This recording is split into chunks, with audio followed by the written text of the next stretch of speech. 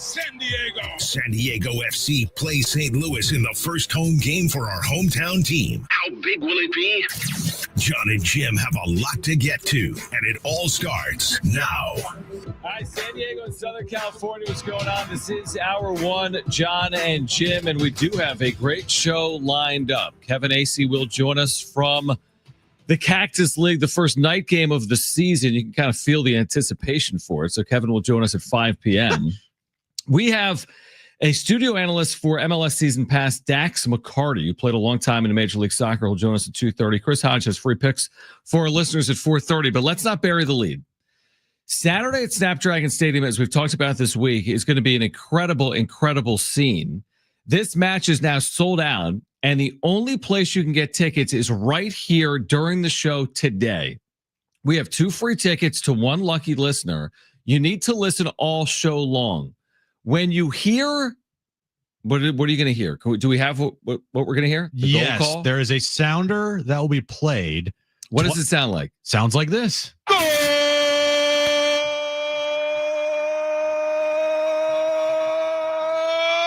San Diego FC! That makes sense. Yeah, it does. That makes sense. That works. Yeah, I like that. It's not a home run call. No. It's not a touchdown. Not a 3-pointer for Steph. Right. No, it's not. Even though it's a goal. Had a lot of them last call. night. Yes.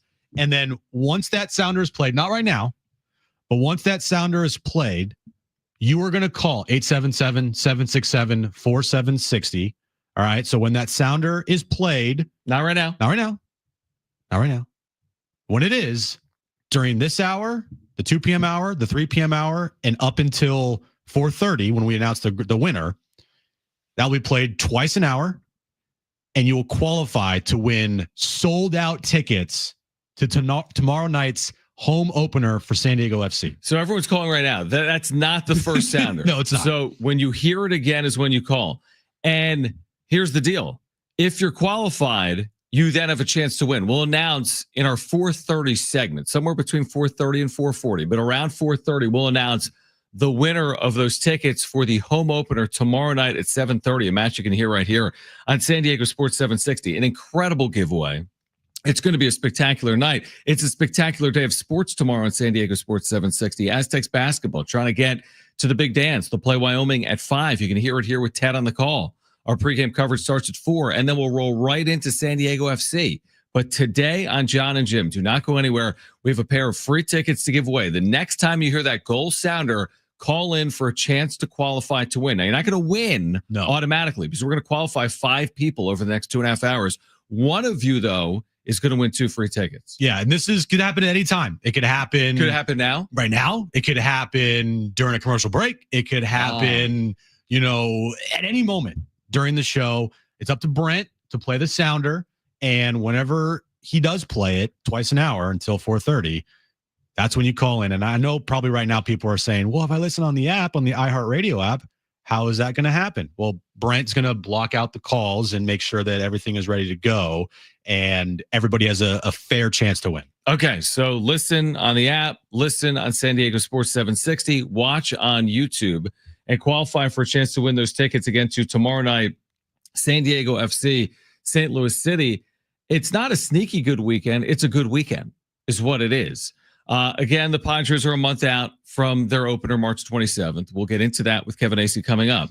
San Diego State, March is here come tomorrow. And you know what March means in college basketball. You know what it has meant to San Diego State men's basketball. And then we have this debut match at home for San Diego FC. And they already put out earlier this week, they expect it to be the largest crowd in the history of SnapDragon Stadium, the 3-year history of SnapDragon Stadium. I don't even know how you put like a cap on last Sunday. Like last Sunday was so special for this organization, I think for a lot of San Diegans and for soccer fans in the community, that it's not going to be every match, right? We'd love it if it was, but it's not going to be every match. I don't know how you top what happened Sunday. I guess you start by packing a building with San Diegans and hoping for more of the same. But we know it's not always going to be like that. But man, it was such an amazing start. You wonder how you build off that based on what happened just 6 days ago or 5 days ago. Oh, you can absolutely build off that. Absolutely. Yeah, but I'm saying it's not easy to top. It isn't, right? But actually, I kind of do think it's easy to top. Easy to top. Well, you're going to be in front of 35,000 San Diego FC fans for one. Yeah, I know, but I mean, the Padres play in front of 40,000 fans. I'm saying, like, can they top it on the field? I mean, yeah, I think they can. Okay. I think they can. I mean, maybe you're right. Maybe that was the best game they'll play all year long. I'm not saying that, but I'm just saying if the expectation is they don't allow goals and they win by 2 goals every time. Okay. I get against the defending champ. Right. I get that part of it. But I do think just getting a win tomorrow night, or I mean, getting a result, getting points, that I think it's gonna be good. That's what it's gonna be good enough. You know, I think tomorrow, obviously, everybody in the organization wants them to score a goal. Like, that's kind of get a goal, get out to an early lead, get the crowd involved. The last thing you want is all of a sudden you're down 2-0 in the first half. 19 minutes in. Right. Yeah. But I do think the atmosphere will be electric. I think that there will be a home field advantage tomorrow night. Yeah. I mean, we got to wait to see for the rest of the season because, you know, everybody's going to want to go to the first. It's always the Tony Gwynn opening day. How do you fare, right? Like, how is it going to look next weekend and the following weekend? You know, tomorrow night's going to be packed, but can they keep that momentum going? And I think, obviously, winning these games helps with the momentum, and it helps with, you know, getting the ball rolling here. No pun intended. I like that. Yeah, there you go. Now, I have a trivia question for you. Since you're going to be there tomorrow night, right? Yes, I will. Okay, yeah. so I know you've been getting ready for this, and we're going to talk with an MLS season pass commentator coming up at 2:30. Do you know what St. Louis City did in their debut match of the season this past weekend? Don't look. I can't see it on your computer. Okay. Don't worry.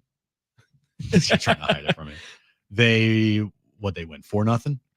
Scoreless draw. Oh. So their debut this year was a scoreless draw. So hopefully that's not the case on Saturday. Yeah. Right? Would you agree with that? Yeah, the last thing you want is the scoreless draw. Especially I mean, you get a point out of it. There's worse, like you're losing 4-0. True. And there will be the diehards there no matter what. It's going to be great. But for like the casual fan that's going, that wants to see excitement, that, you know, coming off of Sunday's victory, right, is expecting kind of the same with maybe more, you know? Right.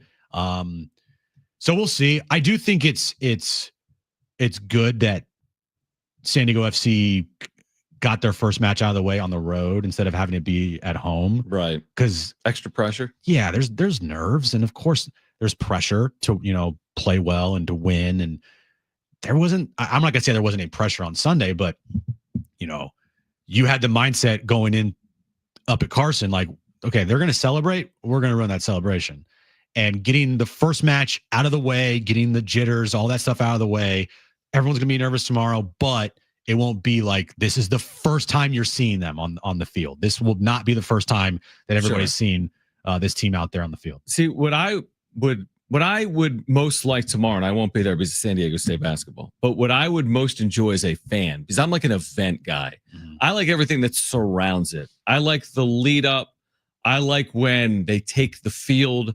Like that's the part to me that you only get once of, you know, because the first time you do it, same thing. I mean, is we don't know going into this match, they could win 4-0, they could lose 4-0. So we don't even know if we'll get the first goal. We don't even know if they'll get the first win. We don't know the result, but we do know this is the only time you're going to see the first for the pomp and circumstance, the tailgating, the experience, the flyover, the introductions, right? Like that to me, I've always loved that. That's what I like about the Olympics or the World Cup. Like there's something special about an event, opening day for the Padres, March Madness, the start of the tournament. Like once you get into it, it doesn't have the same feel as something that you're only going to see one time. To your point, I like Tony Gwynn opening day. I mean, there's only one first home game or match or whatever it is. And that feels a little different once you get going into a season. Yeah, once you get to a Tuesday night in June. Yeah, in baseball, for example. Baseball. Yeah, absolutely. Yeah, absolutely. So when you get to a Saturday night in, I don't know, what, June. for San Diego FC? Well, how about in baseball? Like even the bad teams, the Miami Marlins put 35,000 people in Marlins Park on opening day. But guess how many people are there? Well, I'm making it up. Okay. But let's just say they do. Tampa Bay puts 30,000 people in the Trop on opening day. But guess what they do for game 2, Tony Gwynn opening day? There's no one there. Like 5, Oakland, 000. the last decade, I know they're gone. Tampa, I know they're having issues at the stadium, but there's 10 of these teams. Pittsburgh, there's no one there the second game of the year. Padres are fortunate. They draw 40,000 people a night. I think that San Diego FC is going to be fortunate. I think they've sold probably incredibly well. Like, I wonder what their least attended match of the year will be at SnapDragon. Like, I think they're going to draw really well. Like, they'll consistently draw, and I don't have the evidence to support this, is my feeling. They'll consistently draw what would you say, 25, 30,000 plus consistently? That's what I would say. I would say Saturday nights. I would say like a down night could be around 20 to 25,000. Okay.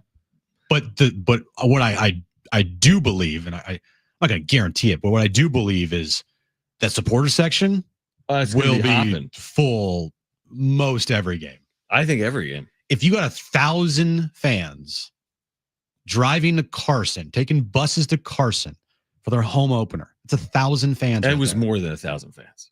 And watching that, if that stadium seats, what do they say that seats when the Chargers were there? 5.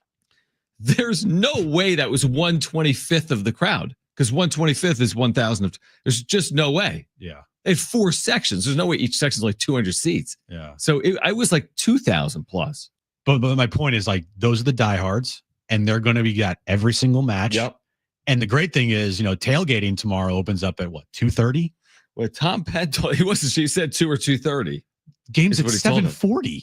Right. It's going to be, people are going to be loaded before they get in the stadium. I mean, yeah, that's a fair point. So, yeah, you're going to have the diehards. You're going to have the supporter section for every match. It's like, all right, how do we fill out the rest of the bowl, right? Okay, 2:30 parking lots open. Yeah. 3:30 Fan Fest on the east side of SnapDragon from 3:30 to 6:30. The gates will open 2 hours and 10 minutes before the match at 5:30. They want you in your seat at 7 for the inaugural ceremony.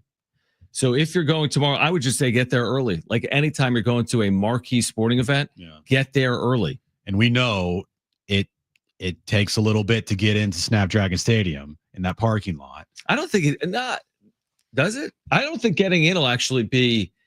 I don't think getting in. Like, I think I'm going to get there. No joke. Like, I'm going to leave my house at like maybe like 4:30. Why that late? It's going to be packed. I'll leave at 1:30. I would get there at like 3:30 if I were you. You're probably right. I mean, you're getting content. You got to have food in the press box. You're living the good life. I am. I think. I mean, are you going to be the press box? I don't know. Credential. We'll see. I mean, no, you got to get there early. I don't know what to expect. I really don't. That's the thing. I expect a huge crowd, a great atmosphere, and a lot of people when you get there. I've been to soccer matches before, but I've never been as like a member of the media. The purpose is to score a goal. And if they outscore their opponent, they get a win. Oh, the purpose is to score more goals than the other team. Oh, wow. Be listening for the sounder. You're going to hear it twice an hour all the way up until 4:30. When you hear the goal sounder, call 877-767-4760. You'll be entered to win a pair of tickets for tomorrow's debut home match for San Diego FC. Tonight, we see the Padres under the lights for the first time this spring. And we'll also see this MVP candidate, ? Is he an MVP candidate? That's next. We're here until 6 p.m. It's Jon and Jim.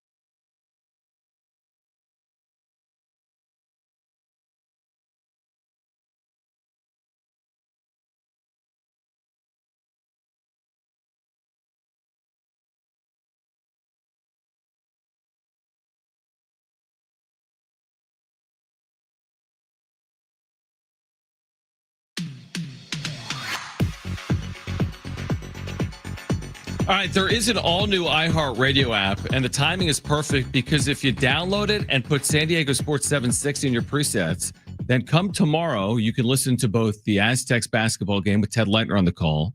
By the way, he's in the midst of his final season calling San Diego State. So how many more times are you going to hear Ted on the call? Right? Guaranteed 3 plus a tournament game for the Mountain West Conference tournament. Yeah. So guaranteed 4. Right. So if you want to hear Ted, because Ted has literally been an institution. Okay. Yes, yeah. So you can hear Ted tomorrow at 5. And then you can hear Adrian Garcia Marquez with Darren Smith tomorrow, right? I think with Darren. Yeah, with Darren. With Darren tomorrow, 7:40 is the start time. You can hear them both right here. Download the iHeartRadio app. Put San Diego Sports 760 in your presets. You can listen to Jon and Jim every day live. Also put Jon and Jim in your presets. You can listen back on demand to our show any hour, any interview. So tonight, the Padres play under the lights. That alone is not significant, obviously. It's spring training. What is significant is the expected return of Fernando Tatis Jr. from the flu. He's supposed to make his spring training debut in a game. And Kevin, yesterday, we briefly touched on this, and Kevin will join us coming up at 5 p.m. He wrote a lengthy piece about Tatis feeling as good as he's felt in a long time, and about, is this the year? It's just all put together. He's put it together, but he hasn't always been healthy. So is this the year that looks like 2021 for Fernando Tatis Jr.? Hopefully. For Padres fans and for the Padres themselves, hopefully this is 2021 for Tatis. Quote, I haven't felt this good since the offseason of 2020 coming into 2021. It feels great. My body's in a great spot. My swing is in an amazing spot, and definitely looking forward to what this year is going to be. And if you remember, 2021, he hit 40-plus home runs. And he also was dealing with a subluxed shoulder. Mm-hmm. It's like, I'm not going to say it's now or never because he's still so young. Yep. But at some point, you're going to have to put together like a really, really good season coming off of your suspension and your injury here. It's been 2 years now. And one of those years you were injured again. You got to show up and you got to perform and you got to have a really good season, or else, when is he going to do it? Yeah, I think what the doubters would say, and I don't think we're going to say it locally, but I think there'd be this national narrative. I don't think it's accurate, but it will add fuel to the fire that what he did before the suspension is because of the suspension. So now I don't think that's accurate, but I think what people will say is what he did prior to the PED suspension, that was the suspension, was because of the suspension. He's going to have two periods of time, 2019 through 21, 950 OPS. 2023 on, what's his OPS? And the more you can't replicate 2019 to 21, I'm not saying it's fair, right?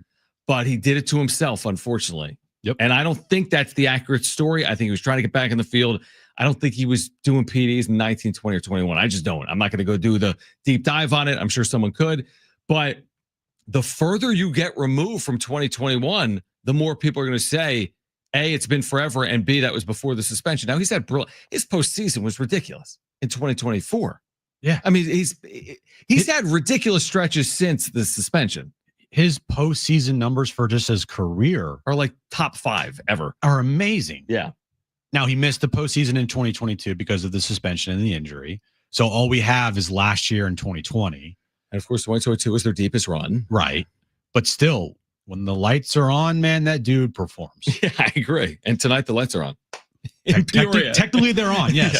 So this year is such a big year for a lot of different players on this team, including Tatis. I would put Xander probably close to the top of the list for me, just as far as guys that need to show up, because I do think if Tatis is healthy, he's going to show up. Mm-hmm. That's the biggest issue with Tatis. It's not is he going to underperform? And maybe he might at some points, but the dude has so much talent. It's hard to envision him not putting up good numbers if he stays healthy. Xander, he can still put up awful numbers and be healthy, and I don't feel that way with Tatis. I feel if the dude is healthy, he plays 145 games, he's going to give you 35 home runs plus. I feel that way now. I gave him a little bit of the benefit of the doubt in 2023. I felt like there was a rust element in 2023 off Absolutely. of the floor. But I'm with you. Yeah. Now that he's consistently been, I say consistently been on the field since 2023. That's not fully accurate. But from the suspension, he stayed on the field in 2023. He had a significant injury last year, but still logged 100 games. We shouldn't be talking about, you're right. Like if he's healthy, he should be hitting for power. Yep. That's what a 26-year-old that's already been a prolific power hitter, rarely seen in the history of the sport. If healthy, it should just all come together. You're right. I think 35 home runs is like a low point for Tatis if he can play 154 games in the major leagues this year. Yeah. I mean, back in 2021, after that season, we were thinking, dude, this guy is going to put up 50 home runs in a season. We thought that this dude was going to put up Ken Griffey Jr. stretches. Yes. And then it didn't happen, obviously. But he needs to get, I'm saying like absolutely back to that point, but he needs to start getting close to that point and then eventually have a breakout season, because this dude has the talent to hit 50 home runs in a year. He just does.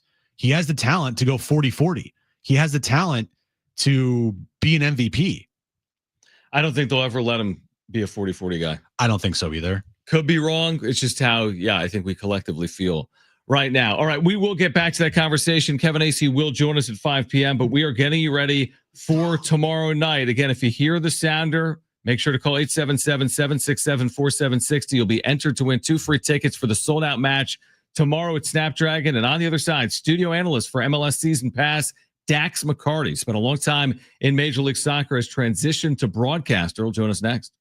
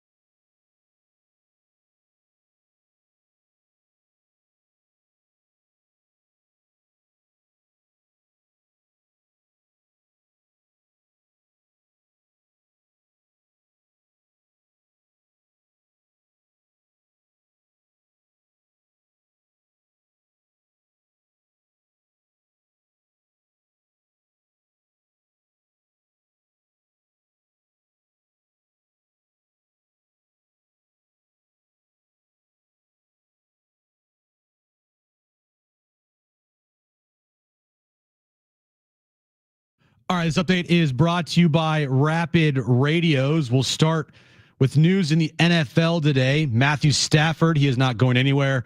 The quarterback is staying with the Rams on a new contract. San Diego State takes on Wyoming tomorrow night, 5 p.m. tip time, 4 p.m. pregame. Listen right here on San Diego Sports 760. And immediately following the Aztec game tomorrow night, the Aztecs, home opener for San Diego FC as they take on St. Louis SC starting at 7:40. Padres baseball tonight in Peoria against the Seattle Mariners. First pitch is at 5:40. We'll talk about that game here coming up next. And NBA news of the day, Joel Embiid has been ruled out for the rest of the year. Rapid Radios are instant push-to-talk walkie-talkies offering national LTE coverage and no subscriptions ever. A great alternative to a mobile phone for your kids. For a limited time, go to rapidradios.com now for 60% off and free UPS shipping. Add code radio and get an extra 5% off. All right, so be listening for that sounder. When you hear it, you are qualified for a chance to win 2 free tickets to tomorrow night's sold-out match, the home debut for SDFC at SnapDragon Stadium. When you hear the sounder, call 877-767-4760. We'll announce a winner around 4:30 this afternoon. It's great to catch up right now with Dax McCarty, who spent a long time playing in MLS and is transitioned to a studio analyst for MLS Season Pass on Apple TV. And he's with us right now, Jon and Jim, San Diego Sports 760. Dax, first of all, thanks for hopping on. And before we get into SDFC and this weekend, you were playing until what last year? You just started in this transition, this new role. What's the broadcasting role been like for you so far? Thanks for hopping on. Hey, thanks guys. I appreciate you having me. It's been fun. My last professional game was in November, and no rest for the weary. I hopped straight into the analyst role. My wife got sick of me, and she said, "Get off your lazy butt and go do something else." And so I feel incredibly grateful for the opportunity that MLS has given me and that MLS Season Pass has given me. I feel motivated.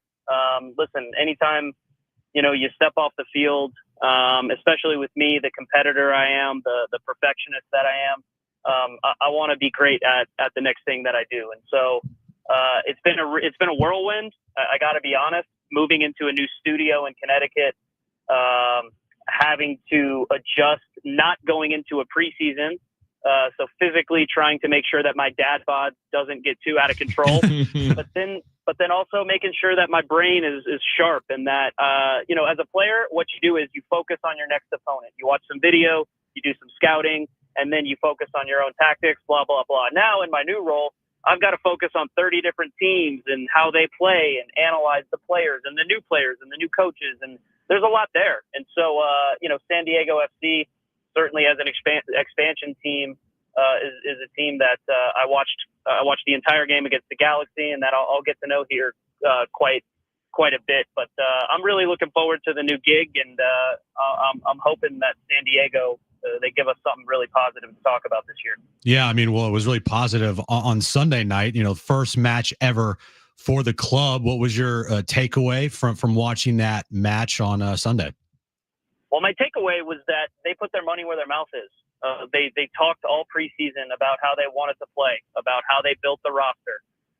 And I have to be honest, guys, I was a little bit skeptical because I've been a part of an expansion team before. Back in 2020, I was the inaugural captain with Nashville SC, and we built our rosters in a very, very different way than San Diego FC. And no matter how you want to slice it, when you put a group of players that have never played together for the first time, I don't care how many preseason games you play. Once you get out there for the first time in the real environment that you're going to face, it's difficult. And I was skeptical that they would continue to play under pressure and play this beautiful methodical soccer out of the back. And I felt like if they made a mistake and things kind of went wrong, they would change.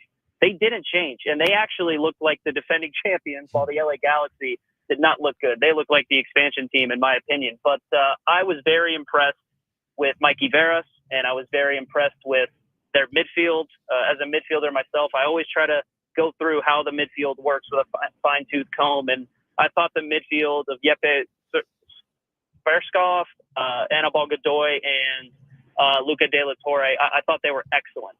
excellent, especially for an expansion team to go into the home of the defending champions and control the game the way that they did was fantastic. If I had one slight concern, it would just be creativity coming out of that midfield, being able to create chances.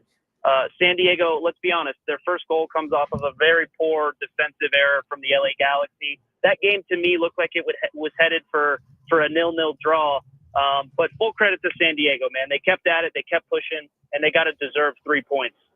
Dax McCarty with us right now. Spent nearly 20 years playing Major League Soccer. Now a studio analyst for MLS Season Pass on Apple TV. With us on Jon and Jim, San Diego Sports 760. So obviously a big acquisition is Chucky Lozano, right? And he made his impact known in the first match. But what do you expect from him in this initial year in Major League Soccer and kind of headlining SDFC? Yeah, I expect big things from Chucky. Listen, he's at a great age right now. I believe he's 29, and he has unbelievable high-level experience that he can pass down to his teammates. This is a guy who has won championships in multiple different countries. He speaks multiple languages. And generally speaking, I don't know him personally. I don't know a whole lot about him, but he has an aura about him. You know what I mean? And he's got a way about him that I think really resonates with a fan base. And especially when you're starting a new club, the hardest thing to do is find players that are big names, players that kind of transcend the sport, so to speak, and players that are likable and guys that will engage. And I think other than going out and short of getting Raul Jimenez from Fulham, I don't think that San Diego FC could have gotten a bigger Mexican star to come and start their project. He's an attacking player. He's got flair. He's got high technical ability. And he's a guy that fans pay to see. And these are the types of players that you build your team around. And Chucky Lozano is not a guy who's going to come in for 1 or 2 years and give you a little bit and then call it a day. He can give you 4 or 5, 6 good years and especially really engage not just the San Diego market, but also the Mexican market, right? Right on the border there with Tijuana. Can you get a few fans to come over and watch some games? For me, it's a home run of a signing. And if San Diego FC is going to have a successful first season, guys, Chucky Lozano has to be their talisman. What do you expect to see from St. Louis City tomorrow night? First time, obviously, all of us are seeing them. I think this is their second match of the season as well. They had a 0-0 draw in their first match. But what do you expect to see? And what should fans expect to see from St. Louis tomorrow night? Yeah, a word of caution for San Diego fans. Listen, I hope you had a great celebration in LA or in San Diego, wherever you watched the game. I hope the hangover has worn off. I expect a very, very different game than the LA Galaxy game. The LA Galaxy, for as good as they are, were missing several key pieces that they lost either due to transfer or injury from their MLS Cup winning team. The front line of Christian Ramirez and Marco Royce, not the most aggressive in terms of the pressure that they're going to put on you. St. Louis City is going to present a very different problem for this San Diego midfield and backline. St. Louis City is a very high-pressing team. They play with a ton of energy. They play with a collective mentality of go hunt the ball. And so I think that this is going to be a wonderful occasion for San Diego. I think that you're going to have a sellout, 38,000 strong at SnapDragon Stadium. I think it's going to be a momentous occasion. But St. Louis City is a very, very tricky team because once they get their tails up, if you lose the ball in a bad spot in the back line, if you give them the impetus to go and continue to high press, and you don't punish them going the other direction, it could be a very, very long game for San Diego. And so, look, I think that they should take a lot of confidence out of the LA Galaxy game. I think that they should continue to play the way that they did, and I'm certain that they will. But if I'm a San Diego fan, I would expect a very different game. I would expect more chances, and I would expect a lot more higher intensity from the opponent. Final one for me, Dax. Dax McCarty with us, longtime Major League Soccer player. I mean, you had a number of stops. Shoot, the league's been around for 30 years, and you were in the league for how many years? What, 18 or 19? 19 years, guys. 19 years. So what's it been like from your perspective to watch the growth, the change, the evolution? Because again, in San Diego, which is this soccer haven, but we didn't have MLS until now. We're 30 years in. So what has it been like from your seat to watch the growth of this league? It's been incredible, guys. I have to tell you, I'm going to age myself here, but when I turned pro back in 2006, there were 12 teams in MLS, and now there are 30. If you can believe that, I think that MLS has been prudent and methodical with their approach to expansion. I think that they've picked the right markets. I actually was disappointed that San Diego took so long to be picked as an expansion market. And I'm bummed because there's something about, if I would have been able to hang on and play again this year for year 20, that's a nice round number. My 20th year with 30 teams in the league, that has a nice ring to it. Instead, I only made it to 19 with 29 teams in it. It doesn't have quite the same buzz. But what I would say is the biggest difference for me, guys, and you can talk about money, you can talk about salaries and the quality of play, and the level of play has gone up tremendously, but the infrastructure, the ownership group's commitment in MLS to building world-class training facilities and world-class stadiums has been absolutely fantastic to see, because the biggest selling point for a fan base is the stadium. That's where the fans go to watch the game. But the biggest selling point for a player, if you're trying to recruit a Chucky Lozano, if you're trying to recruit a Kevin De Bruyne, by the way, I don't have any inside information, I'm just using him as an example, then the thing that they want to see is a training facility where the players are going to spend 90 to 95% of their time as the player. And that investment has been absolutely wonderful to see. We had, back in my day, we had guys training at parks, public parks, and football fields and high school stadiums. So the difference is night and day. It's been truly a blessing to be a part of the growth in this league. Again, like I said, I'm just bummed that I didn't quite hang on long enough to be able to play in San Diego. I think you guys are building a truly special thing down there, and it starts tomorrow night. You couldn't hold out for another 27 matches? I'm looking right now on Wikipedia. You've got the third most appearances in the history of the league. You couldn't get to 515? Jeez. LeBron's playing at 40. What are we doing here? You guys, I could have, but my teammates would have been pushing me around the field in a wheelchair. Exactly. All right? My back was getting sore. Dax, we appreciate you doing it. Congratulations on your new opportunity with MLS Season Pass on Apple TV, and hopefully we'll do it throughout 2025. So thank you. I appreciate you guys. Thanks for having me, and best of luck tomorrow. Should be a fun one. It will be. Thank you again, Dax McCarty. Again, 488 appearances in 19 years in Major League Soccer. On the other side, the Padres lineup for tonight is out, and it looks a lot like what we might see March 27th as opposed to February 28th. Plus, who is the face of the NBA? Colin Cowherd has chimed in. This is Jon and Jim.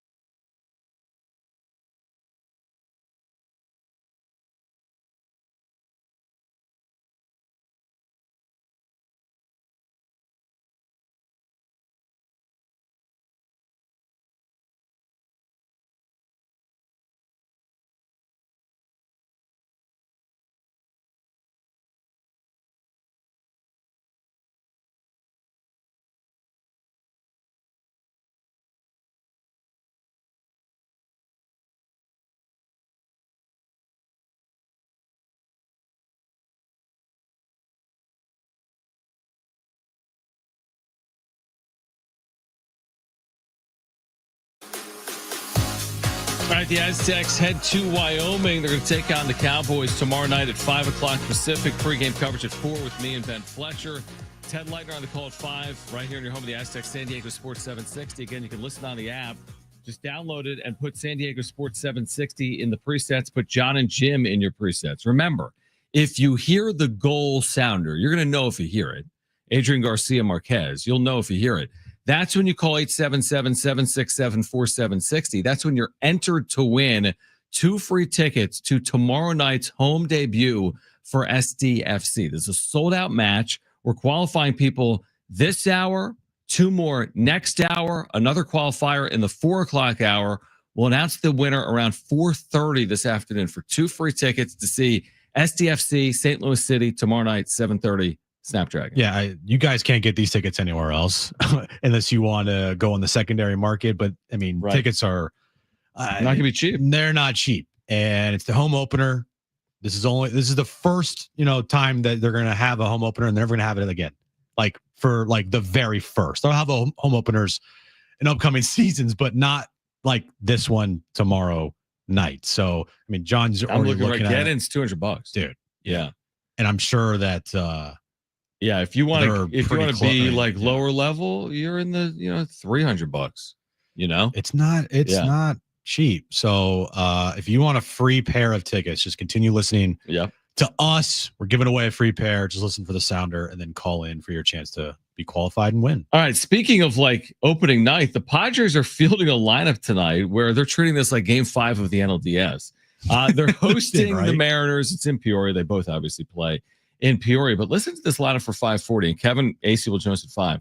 Luis Ariz at first. Fernando Tatis Jr. spring debut is in right. He'll bat second. Jackson Merrill's the center fielder hitting third. Manny is the third baseman hitting fourth. Jake Cronenworth's the second baseman batting fifth. Bogart's shortstop sixth. Jason Hayward's in left batting seventh. Yuli Gurriel is the DH hitting eighth. And Martin Maldonado, the catcher, the veteran, bats ninth for starting pitcher net. So that's the only difference. But that starting lineup in terms of position players, I don't know if it's actually going to be their opening day starting lineup, but it's probably fairly close. You mentioned this is like a Game 5 NLDS lineup. Hopefully they score more than that. Do you think Brandon Nett would be their starter in that game as well? No. And it was Yu Darvish, right? And he pitched well. He has a 13.5 ERA in spring training right now. Which is probably like 2 innings, 3 runs. Yeah. Is what it is. Yeah. Something not like the best, but anyway. But no, I mean, this is a lineup. Tell me if I'm wrong, Jim. This is a lineup that we could likely see in 2025.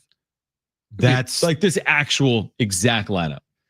That to me is the opening day lineup.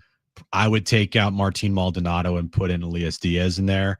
And then if you want to put in Connor Joe for Jason Hayward or Yuli Gurriel, you can. Right. Those are interchangeable. But I think the top of that lineup, like we've talked about, all off season, when you have Luis Ariz, Fernando Tatis Jr., Jackson Merrill, Fernando Tatis Jr., that is, sorry, what did I say? Yeah, you said Tatis like 4 times. That'd be awesome. I meant to say Ariz, Tatis, Merrill, Machado, and Manny. Yeah. Not Tatis 2 times. Manny. That top 4 is legit, really good. Yeah. And then you get to the 5 through 7 and you're like, not like, not the most inspiring, but it all depends on, guys like Cronenworth and Bogarts having kind of bounce back years. I think Jake had a nice season last year. Bogarts needs to have a much better season, but Xander hitting 6th, Cronenworth hitting 5th. Yeah, this to me is the opening day lineup. Well, someone replied to one of my tweets at John Schaefer at Jim Russell SD, by the way, if you want to follow us. Someone replied and said, if Cronenworth is hitting 5th for the Padres, let's just start the fire sale now. Oh, stop. No, yeah, that's what I would say. Like, no, that's not accurate. Now, there have been some underperforming stretches, seasons for Jake, but no, I'm not just going to say that off the jump. Jake Cronenworth is a capable major league hitter. Now, can he do better than we've seen maybe over the last couple of years? Yeah. Does he need to provide more than he has provided? Yes, especially for a team that's top heavy like this. You could use the length of getting production out of 5 and 6 in your lineup, and Jake Cronenworth is going to be there. But no, I'm not going to say just because Jake Cronenworth is hitting 5th, the Padres have no chance of being a good team, because I don't think that's accurate. Dude had 83 RBI last year and 17 home runs. Yeah. If If you show me an opening day lineup with Jason Hayward hitting third and Connor Joe hitting fourth, then yeah, we got problems. But that's not the case. Right. This team is still very talented. It's about the others and the bench and the depth of the team, which is going to be where this team is going to be tested for sure. But if you have a top 4 like that for a majority of your season, you're doing pretty damn good. Yeah, and a lot of this, we've said this with the Padres, is about their health. I thought last year they overcame a lot of significant injuries. For example, Tatis missed 50 games in a row. And Yu Darvish was out for months due to personal reasons. And the season ended with Joe Musgrove on the shelf. And Manny Machado was not healthy until the middle of June. He wasn't saying that necessarily, but he called himself out in the middle of June. So health is always a factor. It feels even like more of a factor. Last year, it's like Tatis goes down. David Peralta is Tatis, and they go 40-10, or I'm making it up, 30-10 over a 40-game stretch. I don't know if that's going to happen again. I mean, you could hope that it happens again, but it seems pretty wishful. And it worked out last year when they had the injuries. Now it's like, can you avoid the injuries or get that to happen again when you have the injuries? Also, this lineup, it just shows. I mean, Jackson Merrill last year hitting mostly 7th, 6th. I think he occasionally moved up to 5th, right?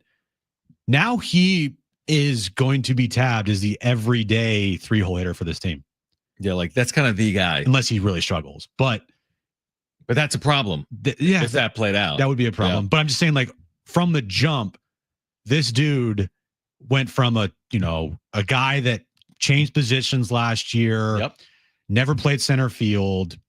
He immediately looked like he belonged right away. He had a phenomenal season where he should have won Rookie of the Year. And he was hitting towards the bottom of the lineup all season long. And then now year 2, boom, you're the 3 spot ahead of Manny Machado. Like, happens quick. That is wow. Now, I will say this for who'd you say, Brandon or Braden Nett, who's pitching tonight? Nett. Well, you're going to do it against the best offense in the Cactus League. Oh, boy. Did you know that? I did not. Mariners have scored as many runs as anyone. Should we be worried? Not really. They're 3-5 and they've lost 3 straight, and it doesn't really matter. But I do want to see this lineup tonight. And I do want to see Fernando Tatis Jr. because I feel like he could just hit 2 home runs and he could hit a ball 500 feet. And that's the beauty of Fernando Tatis Jr. I want to see this lineup get like at least 2 at-bats. Right. Everyone get 2 ABs. At least 2 at-bats. And if this thing hums and they score, they bat around, that'd be great. And then just continue. Like, you know what I mean? I'm not saying 2 at-bats minimum. I'm saying like 2 at-bats in the first inning. Like, I want 2 at-bats in the first inning. I want 2 at-bats in the first 2 innings. I want this thing to hum. Carlos replied to my tweet about the lineup and said 1 for 6, yes, in terms of it being a regular season lineup. He says the rest is trash. Like, well, all lineups 7, 8, 9 aren't as good as 1 through 6. Is it really? How can we say day 1 is trash? You've got your 38-year-old catcher. Every team has that. Yeah. Yuli Gurriel, we'll see. I mean, Jason Hayward, how do we know it's February 28th? And I've been skeptical, but I can't say it's trash. It's February 28th. How many lineups in baseball have a 1 through 9 where it's like, wow? Like 2. Yeah. There's like 2 of them. I mean, there's probably more than that. There's like 4 of them. Tops. Yeah, so that's like 10% of the league. The other 90% don't have that. You know how many teams would kill to have the Padres top 4? Yeah, probably in that 80, 90% of the league. Most of the league would kill to have Luis Ariz, Fernando Tatis Jr., Jackson Merrill, and Manny Machado as their 1 through 4 in the lineup. So, again, it's not about that. It's about the depth. And yes, the bottom of the lineup with Hayward and Maldonado, and that's not great. I get it. It's not great. Someone said, give me Eggy over Gurriel. Okay. Because, again, we're saying, hey, this is the regular season lineup. Oh, okay. I get the point. It might not actually be the regular season lineup, but it's pretty close. Pretty close. It's pretty close to maybe an opening day lineup. Positions, I would say, are like where they're catchers hitting 9th, DH is hitting 8th, left fielders hitting 7th. Like, that's the position where they'll be in the lineup, but the names will be interchanged. All right, we'll kick off hour 2. And again, listen for that sounder. When you hear the sounder, call 877-767-4760. You'll be entered to win a pair of tickets for SDFC's home debut tomorrow night at SnapDragon Stadium. Entered to win. We'll announce the winner of those tickets coming up around 4:30. On the other side, kicking off hour 2 of Jon and Jim. Is there a new face of the NBA or not? Colin Cowherd weighs in on that. We'll kick off hour 2 of Jon and Jim on the other side. Stay with us.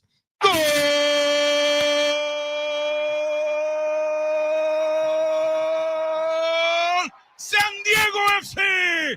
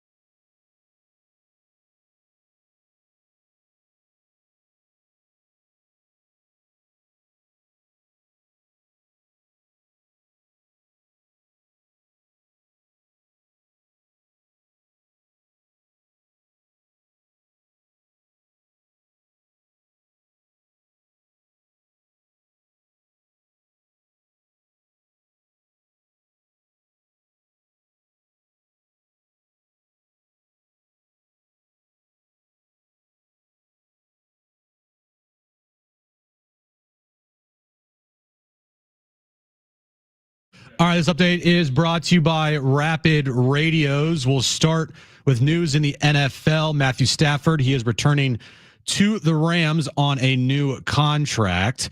Moving over to tomorrow night, big night here in San Diego. San Diego takes on Wyoming on the road, 5 p.m. tip, 4 p.m. pregame right here on San Diego Sports 760. And then immediately following the Aztec game, you can listen to the home opener for SDFC as they take on St. Louis City SC starting at 7:40 p.m. The NBA news of the day, Joel Embiid has been ruled out for the rest of the season. Rapid Radios are instant push-to-talk walkie-talkies offering national LTE coverage and no subscriptions ever. A great alternative to a mobile phone for your kids. For a limited time, go to rapidradios.com now for 60% off and free UPS shipping. Add code radio and get an extra 5% off.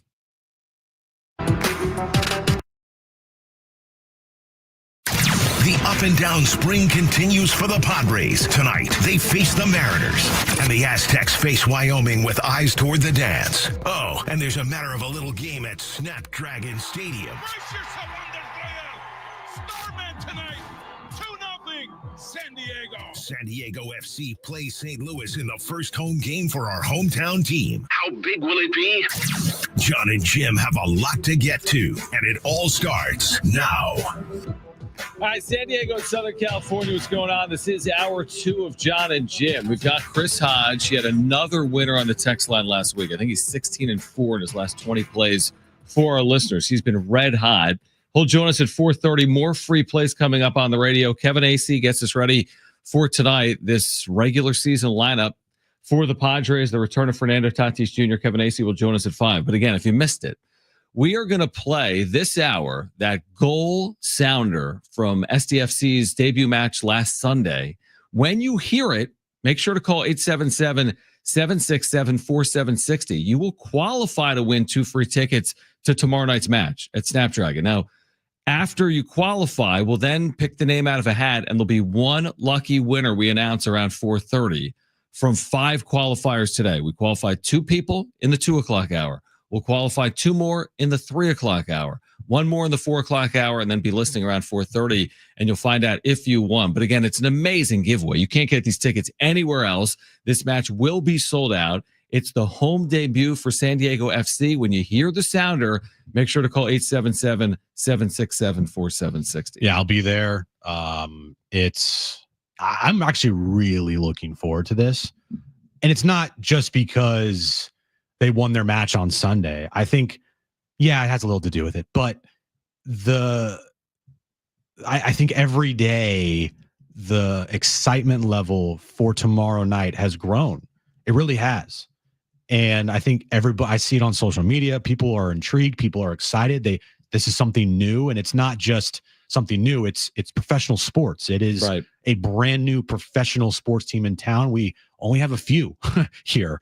And so now people want to, wrap their arms around this, and they want to latch on, and, you start from the ground up. You're not joining, in progress, right? You're not walking into a movie theater during a movie, halfway before it's done. You're watching from the very start of the show.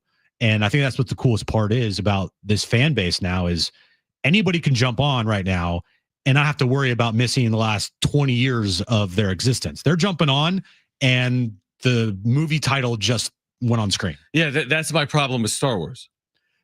Because it's like, how do you pick up Star Wars or Marvel? Or Marvel, or all these shows that have been on the air for 10 years. Like, I can't pick up Star Wars. I'm so far behind. I've just given up on it. But that's a good point. Maybe you haven't been a diehard soccer fan, but now is an opportunity to be a fan of San Diego FC because you haven't missed the previous 29 years of San Diego FC. You've only missed 1 match, potentially, if you miss Sunday against LA Galaxy. So again, listen for the sounder. You'll be qualified for a chance to win 2 free tickets to tomorrow night, San Diego FC, St. Louis City at SnapDragon Stadium. All right, so Colin Cowherd, you can hear him weekdays right here on San Diego Sports 760 from 9 a.m. to noon. He's always got interesting takes, does he not? He's if nothing else, he's made a career out of interesting takes. I wouldn't even call them always hot takes, but he's had some interesting takes. I guess we should set this up, right? Because it's about the idea of Jason Tatum being either the face of the NBA or the next face of the NBA. You've had these, mega stars over the years, like a LeBron James or a Steph Curry or whomever, Michael Jordan. And Tatum now just won a title. Tatum won an Olympic medal, right? Although he didn't even play on that team. He barely played. And he kind of was butthurt about it. So, is Jason Tatum a face of the NBA candidate? He said he checked all the boxes, though, right? This is Tatum predicated yes. off Cowherd's responding to Tatum saying, like, I checked the boxes of being the face of the NBA. Right. And then Colin had this to say. Just think about this. Close your eyes unless you're driving and listening on radio. Let's close our eyes. Close our eyes. Think about Magic Johnson. You can see the smile. Think about Michael. You can see that cocky grin. Think about LeBron. You can see the imagery, pregame, chalk. You can close your eyes and there's images with stars. Close your eyes now and do it with Tatum. I don't see anything. 26 a night? I don't see anything. I don't see anything. It's also very dangerous to ask your audience. Yeah, to close your eyes. The radio. Hey, close your eyes right now. Maybe 90% of the people are in a car. Right. Yeah. So people obviously watch him on television. It's kind of a fair. I kind of liked the exercise, so to speak, because it is true. When I close my eyes about Jordan, I see the shoulder shrug and the like Mike and the smile. And you have tongue out. Yeah. Or I have like an image of Kobe Bryant in my mind. Yeah. And I have an image of LeBron James. I'm like kind of just looking out into the ether right now. Jason Tatum for me doesn't fit into that category. It doesn't mean he's not a great basketball player. He is. I mean, he's proven that. It absolutely doesn't mean that at all. He might be one of the best players in the league. There's others that could determine that more than I could. But in terms of having that there's certain things you can't touch, but some people just have it. There's a difference between Colin Cowherd and someone else doing some random radio show. No offense to us. You know, like some people just have an ability to reach people and other people don't. So maybe Tatum has the star qualities on the floor, but maybe he just doesn't have the star qualities to represent the league. Like he has put up multiple 50-point games in his career. Right. Okay. Yeah, I think he even had a 50+ point game in the postseason. Okay. 1 year. Steph had 56 last night, and you're right. It just stops everything. It just feels different. If Tatum has a 56-point game, it doesn't feel like that. Again, nothing Tatum's against Tatum. 5 already. Nothing against Tatum. Yeah. At all. He's a great player. That's the thing. But you're right. Some guys have it, and some guys, it's like, who are the stars and who are the superstars? You know? Yeah, like, okay, so he's 26. He's only 26. So he absolutely would be a candidate. Like Luka, 25. Like these are the candidates, right? To like carry the flag for the league moving forward. Victor Wembanyama, right? Like, I mean, even like a Giannis, like, has he ever been the face? I think he's maybe he's been a face, right? He's won MVP. MVP. He's won MVP. He's won. But what I was going to say is like, there's just certain people, they don't choose to resonate. They do. You know what I mean? Like, certain people don't choose to resonate. I don't know if it'll hit with our audience, but like my buddy and our like friend of the show, John Fanta, it just works. He's this college basketball commentator. And some people don't know who I'm talking about, but if you just Google him, everything he does has like a viral-esque quality to it within like the college basketball landscape. He eats popcorn. People talk about it on social media. Right. I eat popcorn. People say, why are you eating popcorn? And it's a tough thing because you can't work towards getting it. It just happens. Like Steph, it's there, you know. LeBron, it's just there. And I agree with that. None of it is forced. Steph is Steph, not forced. LeBron is LeBron. You might not like LeBron. He forces it a little bit. But I mean, it's just been there. You've watched him grow up in front of your eyes. He has been the story since the day he entered the league. Yeah. I think it's also like a look and a style that you can't replicate. Yeah. And Tatum certainly has a style. Tatum, you know, his look, it's just something you can't change. He is a star player in this league, but he is not the face of the NBA. Let me ask you this. When you think about, forget about closing your eyes. When you think about Kobe, you think about like brilliance at the rim or like fearless shot taking. When you think about Shaq, you're thinking about like alley-oops with Kobe. When you think about Jordan, you're thinking about the tongue out. When you think about LeBron, I mean, he's like a linebacker playing in the NBA. He can get downhill against anyone at the age of 40. What is Tatum's game? When you think about the all-time greats, Tatum's game is like evidenced by what? Like, what's his calling card? What's his marquee? What is his game? He's just really good. He's a Celtic. I also do think, like, you know, LeBron transcended everybody. Like, he Mm-hmm. he was just different. And Tatum is in a great market. The Celtics, it's a great brand. Great brand. One of the most iconic brands in the history of basketball. But that's also a problem because he is not even considered a top 2 or 3 Boston Celtic of all time. Yeah, but then again, couldn't we say the same about LeBron, at least until recently, that a lot of people would argue he's not a top 2 or 3 Laker? No, but he was already a top 2 or 3 player before he went to the Lakers. But that's the thing with Tatum. A lot of people tell you he is that player. He just isn't that face. Yeah. Maybe not top 2 or 3. Yeah. I mean, but here's the thing. When I say Boston Celtics, who's the first person you think of? Bill Russell, Larry Legend, Paul Pierce. Paul Pierce would come to mind. McHale, Parrish. See, how long does it take to get to Tatum? Yeah, he would be not top 5. When I say Golden State Warriors, who do you think of? Steph, Clay, Draymond. Now, LeBron's been on multiple teams, but yeah, he would. Now, that's a great conversation. I mean, where would he come up with Laker fans in terms of just rattling off names? He's not more revered. He's not Kobe. He's not Shaq. Yeah, Kobe, Shaq, Magic. Like, he's not topping. I don't think. He might overtake Shaq, but he sure as hell is not overtaking Kobe and Magic. No, in that conversation, especially because he's only won 1 title, right, and no MVPs as a member of the Lakers. Yeah, that's an interesting conversation as well. Like, does it help you or hurt you to be a member of the Lakers or the Celtics? Maybe, but that's the thing is, like, LeBron can transcend all that. 100%. It doesn't have to worry about that stuff, right? Yeah. Tatum's not there. He hasn't won a regular season MVP. He hasn't won multiple MVPs. He's won the finals for sure, and he was really good. But yeah, to be the face of a sport, you can't just be a star. You have to be a superstar with hardware and MVPs, and you got to do more than what Tatum's done so far, and he still can do it.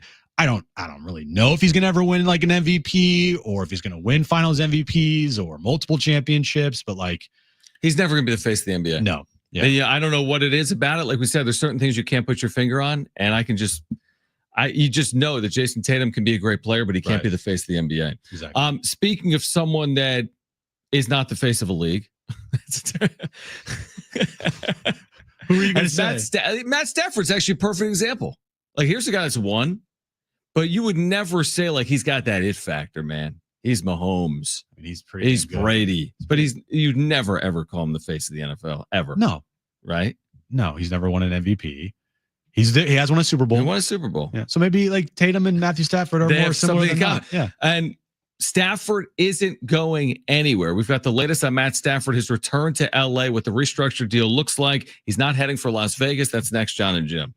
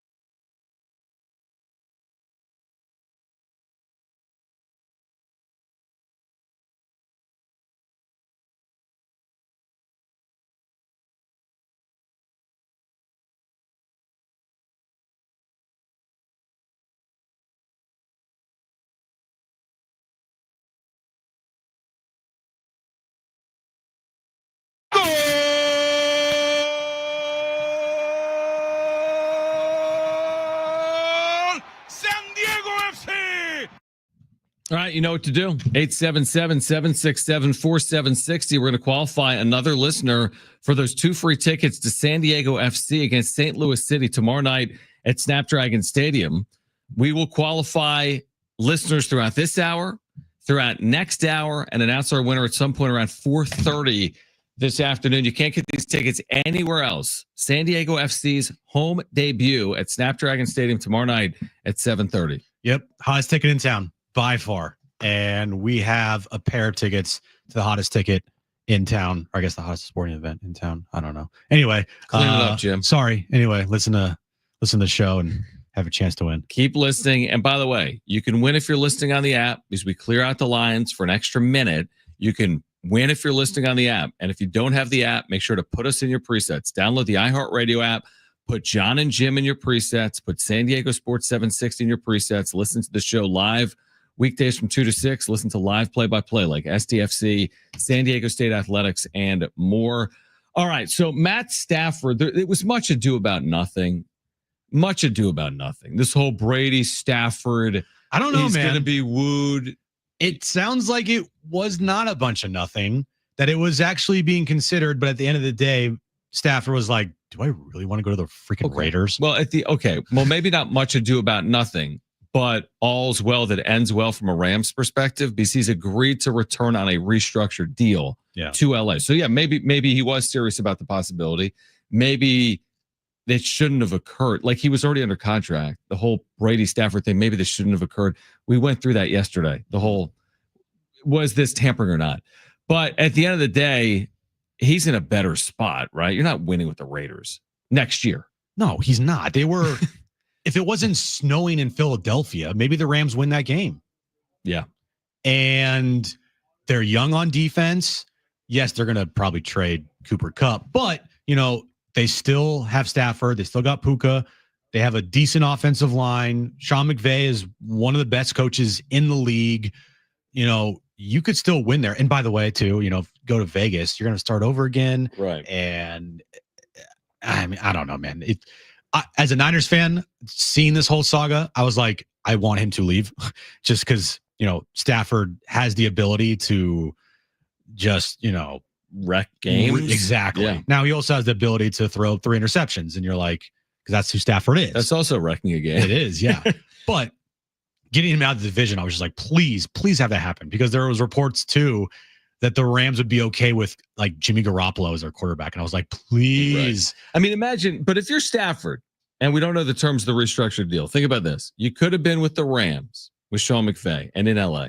You could have been with the Raiders in Vegas. I mean, they haven't been relevant since moving to Vegas. You could have ended up with like the New York Giants. Like, is there anything worse than that? No. So like between those options, I get it. Maybe it's not the best team in the league, but they did give Philadelphia a good game. But between Rams, Raiders, Giants, that's not a real conversation to me.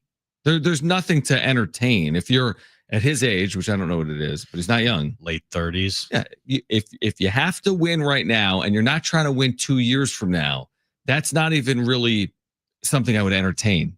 If those were my options, Raiders, Giants, Rams, I can't entertain the other two. Giants, no chance in hell. None. It's bad. The only way the Giants are going to eventually get better, they got to build through the draft. I mean, getting free agents to come there, probably going to be difficult. Like Matthew Stafford. Raiders, I mean, they got Tom Brady, so I think that's the only reason why Stafford kind of entertained it. And they have now a competent head coach in Pete Carroll. Mm-hmm. And it's also a dome team, so you don't have to worry about playing outdoors because we know Stafford just being in a dome is much better. Yeah, sure. But yeah, there was no what's the word? There's no thinking about this. Sticking with the Rams was the play. Yeah, like, if you're the Giants, this whole Aaron Rodgers thing is so ridiculous. Like, I'm ready for him to just go. Okay, so now the Giants, right, maybe end up with Aaron Rodgers. Why? I mean, what's in it for either side? The whole league is predicated on quarterback play, right? The whole league. Yep. Everything about it is predicated on quarterback. Not to say it's the only thing that matters, but it matters a lot. And man, it's just unbelievable. Like when you have one, the difference between having one or not is everything. Like if you don't have one, you have absolutely no shot. None. And even if you do have one, though, like to the Stafford point, because Stafford can win. There's one at a high level recently. Even if you had Stafford, I don't think that alone turns over a franchise. Like if he goes to Vegas, if he goes to the Giants, yes, it probably improves their chances, but to what extent? Even having a star quarterback doesn't guarantee you automatically winning. Right. Joe Burrow had an all-time year. They missed the postseason. True. Great example. Like, you need the pieces around your star quarterback to get it done and to win games. And if Matthew Stafford went to the Giants, guess what? They're still winning 5-6 games tops. They're not making, a postseason. And as great as Patrick Mahomes is, he goes to the Giants, probably not winning 11, 12, 13 games, probably around the 7-8 game mark, So you still need to have, it's a team game. Like football still is a team game, even though you need to have a star quarterback, or at least you need to have a quarterback that, isn't the Gardner Minshews of the world or the Joe Flacco's of the world. You need a Pro Bowl, borderline all pro quarterback to even think about going and winning a Super Bowl. Absolutely. All right. Be listening for that sounder. When you hear it, make sure to call 877-767-4760. The goal sounder for a chance to be qualified to win 2 free tickets to SDFC's home debut tomorrow night at SnapDragon Stadium. We will qualify 2 more listeners between now and 4:30. We'll announce the winner, the grand prize winner, 2 free tickets to tomorrow night coming up at 4:30. But also tomorrow, the Aztecs in Laramie, Wyoming. What's on the line for San Diego State? What is the latest with Magoon Guath? We'll share that with you on the other side. We're here until 6. It's Jon and Jim.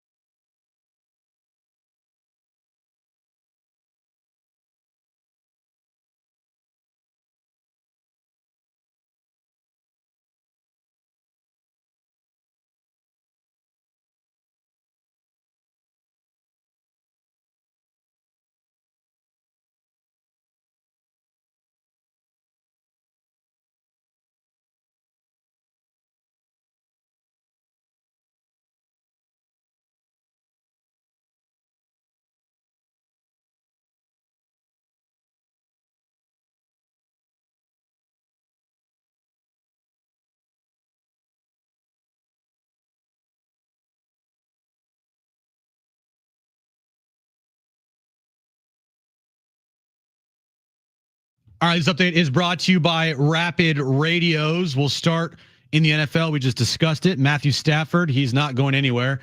He is staying with the Rams on a new contract. San Diego State takes on Wyoming tomorrow night, 5 p.m. tip time, 4 p.m. pregame. And immediately following the Aztecs game, you can listen to the home opener for San Diego FC as they take on St. Louis City, starting at 7:40 tonight. Padres take on the Seattle Mariners, 5:40 in Peoria. It's the A-team lineup tonight for the Padres. Luis Ariz leading off, Fernando Tatis Jr. hitting second, Jackson Merrill hitting third, and Manny Machado cleaning up. And NBA news of the day, Joel Embiid has been ruled out for the rest of the season. And we have Lakers basketball tonight on the station, 7 p.m. as they take on the Clippers. Rapid Radios are instant push-to-talk walkie-talkies offering national LTE coverage and no subscription ever. A great alternative to a mobile phone for your kids. For a limited time, go to rapidradios.com for 60% off and free UPS shipping. Add code radio and get an extra 5% off. All right, so do you know what tomorrow is, Jim? Saturday. Accurate. March. That's the keyword, March. Yeah, you did that last time. You're like, and you started singing some other music. I just some like you were football like, song or whatever. You started singing like, I don't even know. So God bless America. Or something. I don't even know. I sang the NBA. The NBA song, but March is here, kind of tomorrow. By the way, be listening for the goal sounder. When you hear it, you're eligible for a chance to win 2 free tickets for San Diego FC tomorrow night, SnapDragon Stadium. We will qualify 2 more listeners. Then we'll announce the winner coming up at 4:30. But tomorrow is March. And if you're a college basketball fan, there is no better month. And actually, March has now coincided with opening day for baseball as well. Used to be April. Now it's March. So it's a big month. And obviously, San Diego FC's home debut was in March. Coming up tomorrow as well. But from an Aztec perspective, we had Dutch last night, Brian Dutcher show, San Diego Sports 760, Thursdays at 6 p.m. I don't know if there's any coach in America, Jim, that has been an opposing coach at the University of Wyoming than Brian Dutcher. He's been in this league since 1999. He's been playing at Wyoming since 1999, almost year in and year out. They've missed him a few times because of scheduling. But I mean, he's been to Laramie like 20 to 25 times. He understands the challenges. The Aztecs' all-time record in Laramie isn't good. Now, they've been much better recently. Their all-time record, I think I just looked it up. You know me. Of course. I think they're 13-27 all-time in Laramie. Think about that. San Diego State, now I could be wrong, but if I'm right, they're 13-27 all-time in Laramie.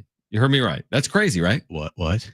San Diego State all-time in Laramie is 13-27. This San Diego State, with the 25-year run under Steve Fisher and Brian Dutcher, plays .333 basketball historically in Wyoming.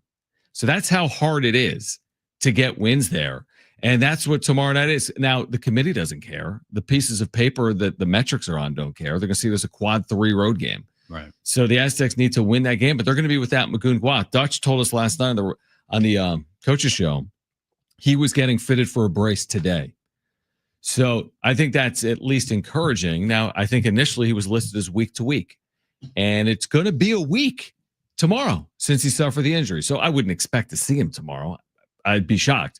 But he is getting fitted, and he was week to week. Hopefully we see him before the end of the season, right? And tomorrow's a big game for San Diego State against Wyoming in a tough place to play. I like the news of Magoon. Mm-hmm. I would think that their remaining schedule against Wyoming, UNLV, and Nevada, I'm not saying that they don't need Magoon, but I think they can get through these final 3 games without him. I would put a target date of the start of the Mountain West Conference tournament as the day hopefully he's back. And then hopefully this team can make a little bit of a run. But it is encouraging to hear that he's getting a brace already and that this wasn't season ending, because that looked like it was season ending at the time. Oh my, I mean, in real time, and even then with the benefit of replay, it was hard to envision that he didn't tear something. Right. So, or that something would have to be surgically repaired. But, and this has happened before. We've talked, Matt Mitchell had something similar where it looked like, and Dutch said it yesterday as well. He said, I thought Matt was done for the year when he suffered his injury. He did a hyperextended knee in Utah State. Utah State looked similar, like, oh my gosh, what just happened there? Right. But you get the swelling and then they do the imaging and there aren't tears. whatever happened. There's swelling. You got to have the swelling go down. Then you start strengthening and rehabbing it. And Matt returned 10 days later. I know, it's which crazy. Is really incredible. And they've had some others like this before where it's been 10 or 14 days. So I'm just hoping, Jim, you just hope that he's healthy and you see him again this year. So you can't really force the issue. So whenever he's healthy, he's healthy. If it's next Saturday for senior night, awesome. If it's the Mountain West tournament, awesome. And if they're fortunate enough to make the NCAA tournament and he's healthy, awesome. I just hope we see him again this year. I do too, because it would be such a bummer for this team to make the tournament this year without Magoon, right? Because that Magoon's like not only is he an X factor, he's this like secret weapon that you just don't see on many other college teams around the country. Mm-hmm. A guy that has his size and his length and his shot blocking ability is a dime a dozen. And to have that on your team in March, that is a huge advantage. To not have it, it's the bummer. Well, here's the other thing. And I listened to a podcast yesterday with like the head of NCAA men's basketball, Dan Gavitt. Of course I did.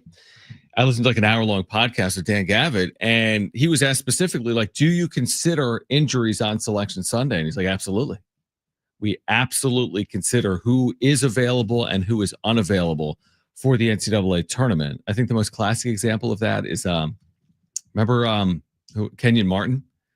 I think he was out for the year with Cincinnati, and that impacted their seeding. But the point is, like, the committee is going to be aware of San Diego State's health. So hopefully Magoon Guath is healthy enough come Selection Sunday, because if he wasn't available on Selection Sunday, that could be impactful with the committee. Like, oh, is San Diego State, should they be seated lower because they don't have one of their key contributors, or should they be seated appropriately because Magoon Guath is going to be back? So listen, there's 3 regular season games left. There's the Mountain West tournament, which will be in less than 2 weeks in Las Vegas. And then Selection Sunday is 16 days away. So it's all right here for San Diego State. It's all right here in front of us.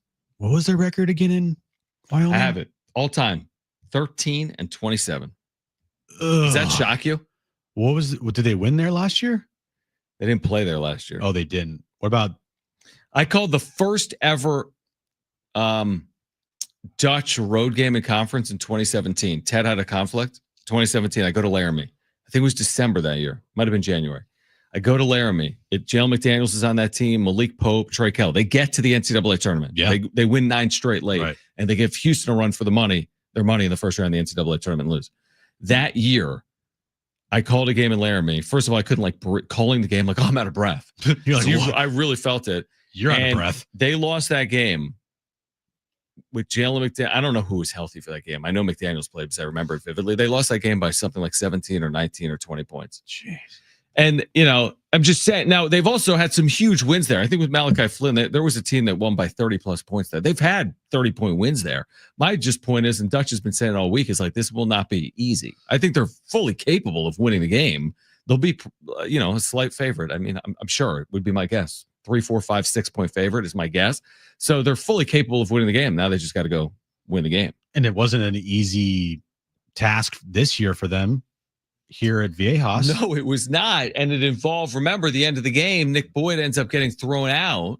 Yep. And I think Dutch touched on that with me post-game the other night, saying these two teams are going to remember there was kind of like a bad blood element to the way the game ended. Right. Like Wyoming's jawing and San Diego State's jawing. And if you recall, San Diego State led by 11 with 30 seconds left. Yeah. And Wyoming had a 3 maybe at the buzzer to tie it.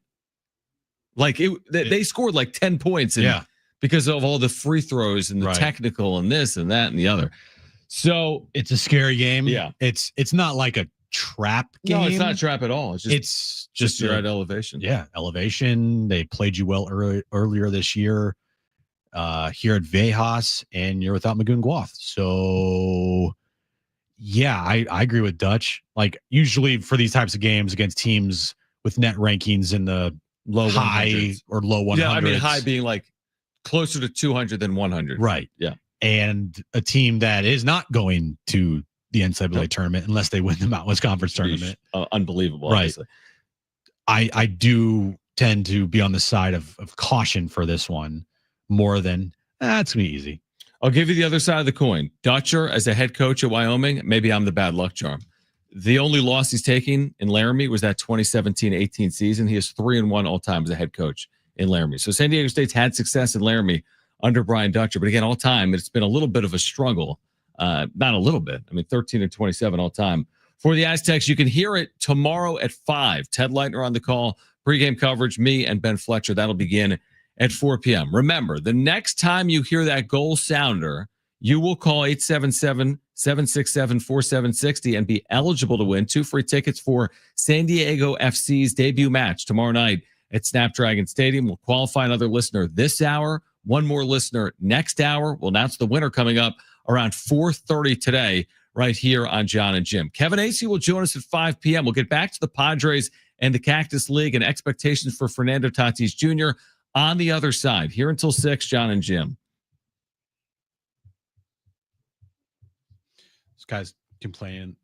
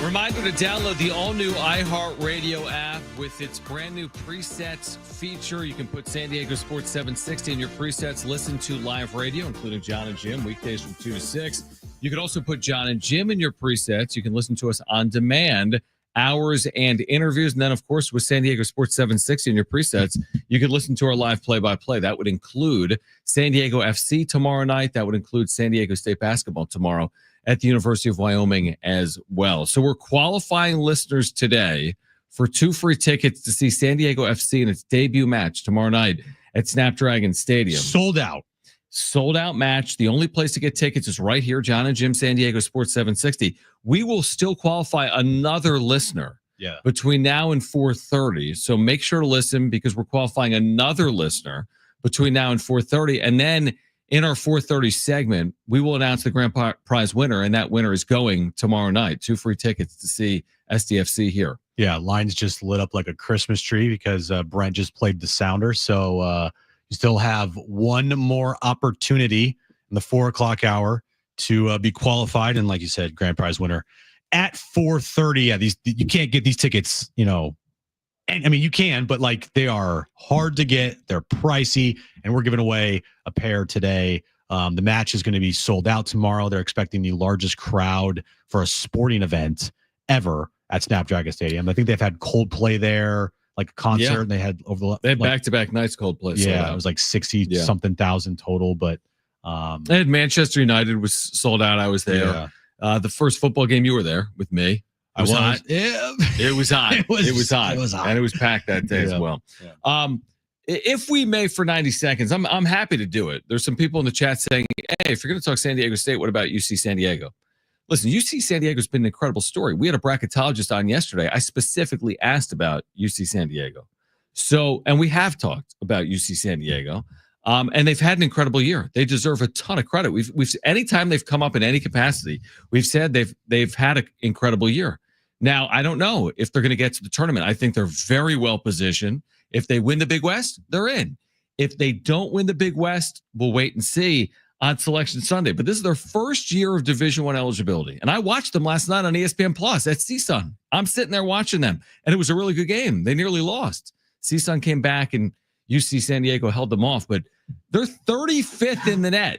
That's incredible. Yeah. I mean, the teams in front of them are like, I don't even know. It's like Creighton is one spot ahead of you, and like UConn's one spot behind you. I mean, they've had a ridiculous year, and we'll see if they can. Getting to the NCAA tournament, the first year you're eligible to get to the NCAA tournament is an absurd accomplishment if they're able to do that. Would be incredible. I would love both UC San Diego and San Diego State to be in the tournament in the same year. That would just be great for the city. It'd be great for the basketball community here in San Diego. And I think it would be a fantastic story if both programs made the tournament. Now, I've discussed my nightmare scenario. You know what my nightmare scenario is? Either or. Yeah, like there is a scenario where, and I think San Diego State, if they're able to finish the way they're capable of finishing, they're avoiding the cut line, so to speak, right? Right. That last 4 in. And same thing with UC San Diego. If they take care of their business and just win the Big West, by the way, they'll automatically be in the semifinals. The way the seeding works, they just slot them right into the semis. They only have to win 2 games in the Big West tournament to win the Big West. Got it. So if they win the Big West, they're not sweating anything out. And if San Diego State plays well down the stretch, they're not sweating anything out. But hear me out. What if San Diego State on Selection Sunday didn't win the Mountain West tournament and they're on the bubble because there's bid stealers or whatever? And what if UC San Diego doesn't win the Big West because UC Irvine's really good? And let's say Irvine beats them in the Big West title game. Well, then you have an at-large team potentially in San Diego State, and you have an at-large team potentially in UC San Diego. And one could be in, one could be out, both could be in. I mean, there's all kinds of possibilities when you fast forward 16 days. I want to see them both in the field. That I think, to your point, you just said it, that would be incredible for San Diego. It's never happened with USD, and USD's been in the NCAA tournament. I mean, they've had some really good teams, but it's never happened. San Diego State and USD were never in the tournament the same year, and now UCSD hasn't been eligible until right now. So it's never happened in the history of the city. It might happen in 16 days. Yeah, the last thing you want to see is UC San Diego not win their conference tournament and San Diego State not win their conference tournament and bid stealers come out of the woodworks and potentially take away that chance to have both of those programs in the tournament at once, because that's a real possibility. It is, man. Having watched this as much as I've watched it, last year was a record for bid stealers, so hopefully that doesn't happen this year. I think there were 5. I mean, that knocked 5 teams out of the tournament. 5 teams out of the tournament. So Aztecs tomorrow, and again, you see San Diego in a similar spot to San Diego State, trying to make the NCAA tournament here in 2025. We read through the Padres lineup. Kevin Acey will join us at 5 p.m. He wrote a really good piece, I thought, on Tatis within the last 24 hours.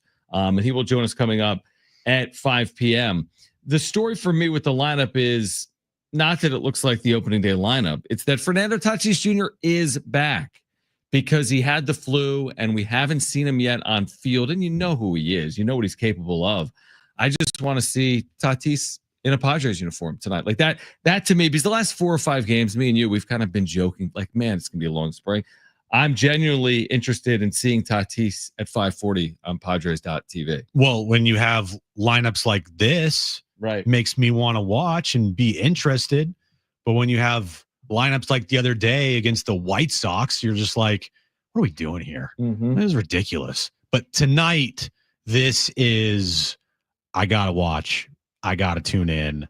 I want to see Tatis. I want to see this lineup with the top 4 that we've been talking about all off season. Not so much tuning in to see Brandon Nett, but Braden. Sorry. Is it Braden? It might be Brandon. Let's see. I thought it's Brendan. Brendan Nett? Braden Nett. Wow. Braden. Sorry to the Nett family. Nets, yeah. Yeah. Braden. Didn't mean to butcher your son's name. But I'm excited to see this, version of the Padres tonight, because this is the closest thing you're going to get as far as a lineup goes to what you'll see on opening day. Braden out of St. Charles Community College in Cottleville, Missouri. Like, come on, man. If you're not following St. Charles Community College in Cottleville, Missouri, then what are you doing when you're not here? Well, John, I'm doing other things. I have a life. I know. I don't blame you, truthfully. It's a lineup that we could very well see, and if it's not March 27th, it might be March 28th, or somewhere in that opening series. We'll see Martin Maldonado behind home plate, and maybe Yuli Gurriel DHing. What, you think we're going to see Martin Maldonado? Because they're not going to carry 3 catchers. I mean, I kind of give Maldonado the leg up on Campy. I hate to say that. Really, I wouldn't be shocked if Maldonado come like the nitty gritty of the season as your secondary catcher. I think it's going to be. Well, you think it's going to be Diaz and Campy? Yeah, Elias Diaz and Campy. I don't know, man. Maldonado's put a lot of big league games for a reason, and he stinks. Oh, Martin Maldonado? Yes. Well, he can't hit. That's a problem. Has Luis Campusano been exactly tearing the cover off anything? Better. Who feels better? Better than Martin Maldonado. I can tell you that offensively. But there's a reason Martin Maldonado stuck around for 20 years. Well, defensively, yeah, okay. And working with staffs. I mean, last year, Maldonado, give me his numbers. In 2023 with the Astros, he played in 116 games. What did he hit that year? Now, again, the offense is pretty good. He was killing the ball that year. He hit 191. That means 19.1% of the time he had a base hit. Jim. Wow. How many percent do you get hits? 0. Now give me the what he did last year. Wasn't as good. Wasn't as prolific as 191. He dropped down to 119 a year ago, which is about what pitchers used to hit when they hit in the major leagues on average. So, how many games did he play? How many at bats did he had? 135 ABs. Okay. Maybe he was dealing with something, nursing something. What about the previous year? Listen, he's played for 14 years in the big leagues. Give me his teams. Last.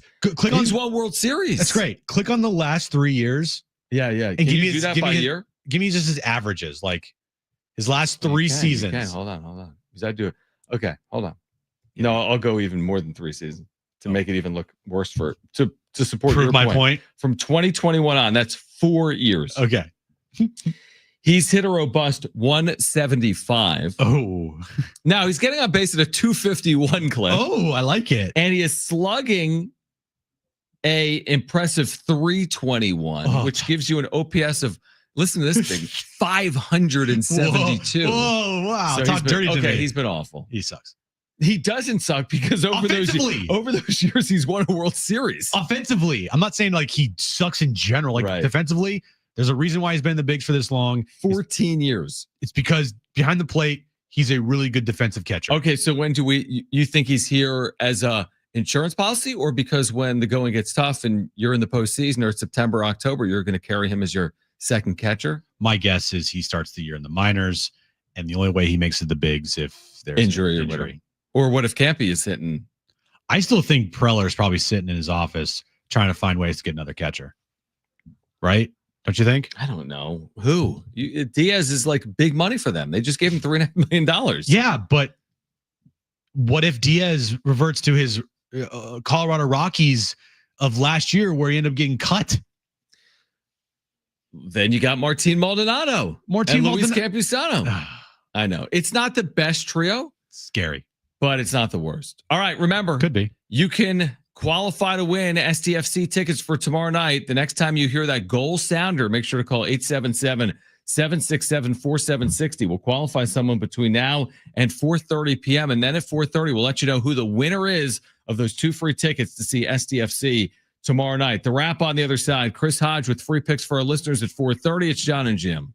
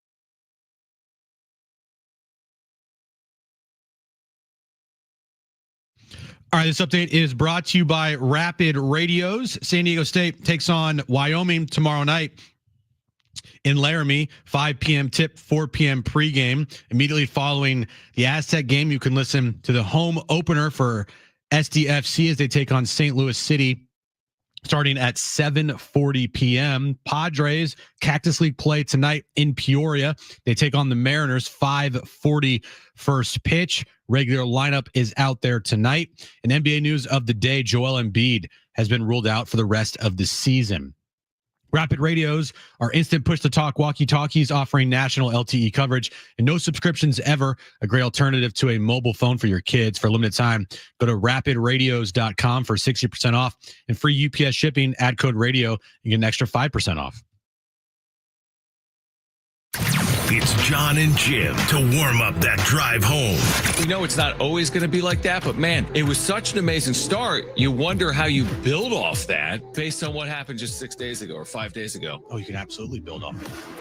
Absolutely. Yeah, but I'm saying it's not easy to top. But actually, I kind of do think it's easy to top. You're going to be in front of 35,000 San Diego FC fans. Can they top it on the field? Yeah, I think they can. Now, time for Jon and Jim. All right, San Diego and Southern California, what's going on? This is hour 3 of Jon and Jim. Here until 6, Kevin Acey in 1 hour at 5 p.m. Our Padres insider, Chris Hodge, taking Vegas 16-4 over his last 20 text releases with us on Jon and Jim. Will join us at 4:30. And remember, you have to be with us for the next 30 minutes because one of you is going to qualify to win 2 free tickets for San Diego FC's home debut tomorrow night. When you hear the goal sounder, call 877-767-4760. We've been qualifying people for the last 2 hours. We'll have one more qualifier, Jim. And then at 4:30, we'll announce the winner. 2 free tickets for tomorrow night. A ticket that you can't get anywhere else. This match is sold out. This is an amazing, amazing giveaway and opportunity. And one of our listeners is going to walk away with 2 tickets for tomorrow night. Yep. It's going to be a fun night. It's going to be packed. Can't wait to go. And tailgate lots will be full. And it's going to be great weather tomorrow night. And no one has to worry about the dreaded sun. You know what I mean? Like everyone's complaining about, oh, they need overhangs in the sun. Dude, almost every MLS match is going to be at nighttime. Yeah, like that storyline as we get further from, listen, the first ever game we all remember, right? It's hot. It's 100. It's like the hottest day in the history of San Diego. Can't believe the sun was out. Playing in the afternoon, right? And so it was hot. We all agree. We would all agree. And it was CBS's call to have the game at the time because it was a great opportunity. Nobody knew it would be 102 degrees. They had the A team on, and you don't ever really get that. Yeah, it was like Brad Nessler and Gary Danielson. So to your point, though, I'm looking at these match times, and this is home and road. Home and road. Like, look at these match times. I'm scrolling through right now. I'm looking for the first match in San Diego that's played before 7:30. Okay, there's one in April at 4:30 at SnapDragon Stadium. Also not early. I'm still looking here. I mean, they're all at night. They're basically all, there's 2 exceptions. They're going to play like 17 matches here. 15 of them are going to be at like 7 p.m. I think maybe a couple are like 4 in the afternoon. Yeah, exactly. I mean, so sun's down then anyway. Yeah, again, it's like, and it's also San Diego. We've lived here for all these. I mean, by and large, it's not 110 degrees. By and large, the weather is spectacular. Yeah. And by and large, people like spending time outside during the day. You know? I know you just saw this. So SnapDragon, their Instagram account just posted a video of the field. Oh, it's like immaculate. They just used it the other night for women's national teams, right? Yes. U.S. played Japan and lost. The field is perfect. And for everyone out there, all the trolls that were like, I can't believe that MLS is going to play on this crappy field. Right. It's perfect. Yeah. So no, I mean, yeah. Again, it's what's funny about that is that I'll give you an example. In the Mountain West, every single team plays on an artificial surface other than San Diego State. It's hard to not play on an artificial surface, if that makes sense, because the amount of money and effort and time it takes to play on a grass playing surface, it's way easier to have artificial surfaces. Even in Major League Soccer, correct me if I'm wrong, there are MLS teams that play on artificial surfaces, aren't there? Because of domes? Like Atlanta plays inside? Atlanta, the Seattle Sounders at is that artificial or is that grass in Seattle in the NFL? No, it's artificial. That's not real grass. So there's a couple of but I know, for example, like Messi in his career in MLS has not, I think, appeared on artificial surfaces. My point is, a grass surface is so much more preferred, whether it's college football, NFL, MLS. And again, there's going to be days where it's not going to be perfect. I've watched NFL games in Foxborough where there's divots everywhere because it's January and it's snowing. Like, that's part of it. But I thought it was overblown, truthfully, because I think people would much prefer grass than artificial. Like, do you really want artificial? Because it's easy. If you want artificial, put it in. Yeah. You don't have to do anything. Nope. But I don't think you want artificial. All football players would much prefer to be on grass than artificial turf. 100%. Like, you talk the like, rate of injury and all this stuff. George Kittle is so outspoken in the NFL about how when he plays on artificial turf the next day, he just is way more sore than if he were to play on regular grass. That's why the stadium in New York for the Giants and Jets, everyone hates. That place is awful. Right. The amount of injuries that place creates because of their awful turf, I mean, it's a joke. Mm-hmm. So yeah, I mean, the field looks incredible. The stadium is all dressed up, ready to go, and tomorrow night's gonna be fun. Yeah, it really will. I'm just looking at tomorrow. Perfect day, mid-60s, partially sunny. I think we're gonna get some weather actually moving in over the next few days, but not tomorrow. Should be beautiful for tomorrow night and that SDFC debut. And again, your chance to win 2 free tickets. Call in when you hear the sounder. Do not call right now, but when you hear the goal sounder, call in. We'll have another goal sounder between now and 4:30. Then we'll announce that winner around 4:30. And the number to call, do not call now, is 877-767-4760. Do you want to do the wrap right now, or do you want to do it coming up? Ooh, I know. yeah, I know. Well, what do you want to do, John? Should we flip a coin? Let's do rock, paper, scissors. All righty. If you win, what happens? I don't know. Why are we doing rock, paper, scissors on the radio? I have no idea. Let's just do it right now. It's fine. Let's do it. Okay. Let's get to it, Brent. It's time for The Wrap, presented by Sombrero Mexican Food. Check out their website at sombreromex.com. Will Fernando Tatis Jr. hit more or less than 35 homers this year? I'm going to say more. I'm hoping for more. I want to speak it into existence because it's not put up or shut up time, but you're going on your season 3 after your suspension and injury. Your first year was kind of like a gimme year. Your second year, you did get injured again. You had a great postseason. Year 3, after all the drama, you got to perform. You're a $30 million player. I feel like we don't talk enough about that with Fernando Tatis Jr. All we talk about when we talk about contracts is Manny Machado and Xander Bogaerts. When do we ever mention Fernando Tatis Jr.'s contract? Like, never. True. And dude's got to kind of live up to that. So I'm going to go over, hopefully speak it into existence. Okay, so more or less than 35 home runs? Neither. Huh? He will hit 35 home runs. Okay. He will hit 35. You're like, he's going to hit 0. Which, by the way, I would say, if someone told me right now he's going to finish at 35, I'm like, okay, like we got something going there. That's a nice year. Again, you can have more. You can have better year. But I think 35 home runs is a damn good year in the big leagues. That's like a Jim answer. Yes or no? Maybe. No, 35 Maybes. on the nose. Maybe. It's like roulette. Green, 0. Get it? Okay. Green on the roulette wheel. I don't like playing roulette. But you know I the do. green's It's the 0. easiest to play. All right, next question. Okay.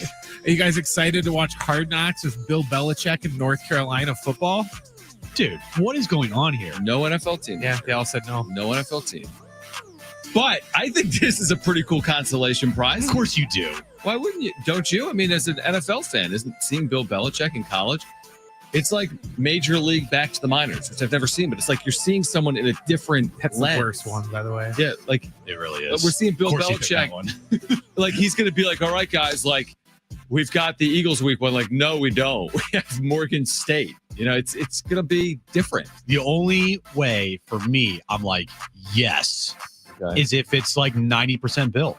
It's going to be not 82% though. Because I'm sorry, there's no players on North Carolina that I'm like, I gotta see. But it's going to be about the interactions with like the quarterback and Bill Belichick, or the star linebacker, and who's going to start. And Bill Belichick's going to like make that call. Can Bill bring his girlfriend? I'm sure she'll make a cameo appearance. She's the cheerleader of the team now, right? She's probably enrolled in the I school. can't believe he signed Right. off on it. Like, I wonder how that all came to be. Honestly, John, for it's perfect. That's what I'm saying. Because in the college landscape now, with NIL and exposure, like, hey, you're gonna be on Hard Knocks. That's amazing for them. It's amazing for the kids. Amazing. I agree. I'm excited for it. I haven't been watching the NFL version, so I will watch this. Maybe we're seeing the lighter side of Bill Belichick now in his older age. Kind of has to. I mean, you can't be the grumpy stooge that you were in the NFL in college, or you're just not going to get anywhere. I'm so fascinated by how he's going to do. I really am. Next question. Who's going to score the first goal for the San Diego FC at SnapDragon Stadium? I mean, I'll take the easy out here. I'll go Chucky. You know, we talking this week about it, and to people that, you know, watch the game. You know, Max. What? Give me the. I'm drawing a massive blank right now. Hold on. What are you talking about? Adrian Garcia Marquez? No, not Adrian Garcia Marquez. Dax McCarty was on earlier, and he, you know, talking about Chucky. He played a good game on Sunday. I think he's gonna show up. I think tomorrow night he's gonna score a goal in the first goal. I'm gonna ride the hot hand. So they had one goal scorer in LA, scored twice, right? Yeah. Anders Dreyer. I'm riding that hot hand. Okay. Chucky with an assist, Dreyer with a goal. Hopefully San Diego scores multiple goals tomorrow, but I'll go with Dreyer, who's got the first 2 goals in franchise history. Anders Dreyer. Next question. Who's the face of the NBA? Good question. It's a good question. It's still LeBron, right? I think it is. It's LeBron and Steph still. I mean, Steph's put up 56. LeBron's putting up like what, 28, 8 and 8 every night. I think there's been way more LeBron talk over the last couple of years. And like, this is from my unbiased lens. And tell me if you think I'm wrong. I think there's been way more LeBron talk over the last couple of years than Steph. With Yes. all due respect, it's not Steph's fault, No. right? And Steph's won at this absurd level. Absurd. And he's playing at an absurd level. To your point about last night, he was unbelievable. And everyone is talking about it. But it still feels like LeBron dominates the headlines day in and day out, even when the team wasn't good, and they are good now. Yeah, you're on the Lakers. Yeah. You're putting up these numbers still. He is the face of the NBA. For 2 decades, kind of. Yeah. But also, too, like I said, you know, Steph is a superstar. And when Steph does stuff they did last night, the NBA world kind of stops to see like what's going on. Steph's going nuclear right now. Right. And so, yeah, it's both of those guys carrying the way. All right. So listen for the goal sounder. The next time you hear it, call 877-767-4760, and you will qualify to win 2 free tickets to see SDFC in their debut match. And again, that's going to be tomorrow night. And then we'll announce the winner coming up. We'll probably announce it after we talk to Chris Hodge taking Vegas, right? Because he's going to join us at 4:30. Yeah. So we'll announce it on the other side of that conversation. But we have Chris Hodge joining us at 4:30. Other great giveaways to get to. Listen for that sounder. We've got tickets to a sold-out match tomorrow at SnapDragon Stadium. This is Jon and Jim.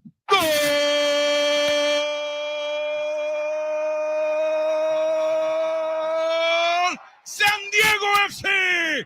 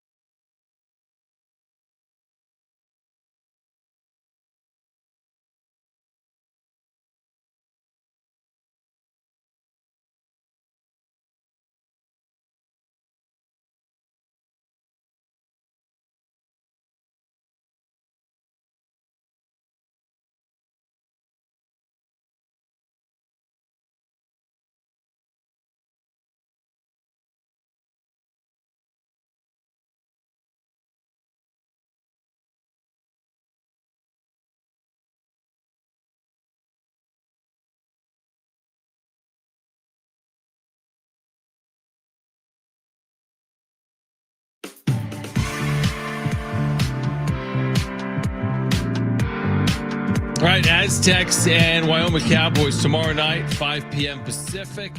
From Laramie, pregame coverage with me and Fletch at 4 right here in your home of the Aztec San Diego Sports 760. Ted Leitner just tweeted out that they are en route, flying to Laramie. He'll be on the call again tomorrow night.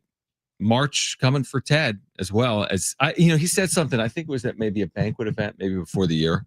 It's like, Dutch always has like classic lines. Like when Dutch joins it, he's always got great lines, whether it's post game or with us on the radio. Ted's got great lines. Like Dude. Ted before the season was like telling the team, like, don't mess this up for me. Like, I don't care about next year, but like, you got to get to the NCAA tournament for me. This is my last year. I'm not going out like this. Yeah, like we're not going out with no tournament selection, guys. If you're playing for anyone, play for me. Yeah. Like don't play for you or your family or the university. Play for me. But what I do think is really special is that, Ted, over his entire long career, doing Padres games and Aztec football and basketball and everything in between, right? Calling a national championship game. I think he's called it the highlight of his career. I think he called the Lamont shot. I don't want to speak for him, but he's been quoted as saying that. He's called Lamont shot in the Final Four the highlight of his career. And it's a great call. And to your point, he's called Padres World Series. He called the Chargers here for a period of time. He called the San Diego Clippers here for a period of time. Yeah. If there's got to be a year or 2 or 3 in there, Jim, have you ever done like the deep dive where he had a 4-hour radio show? He was a sportscaster on television. He was calling Padres, Chargers, Clippers, Aztecs. And we sit here being like, 4 hours in the show. Oh, that's what I'm saying. We're so soft. Right?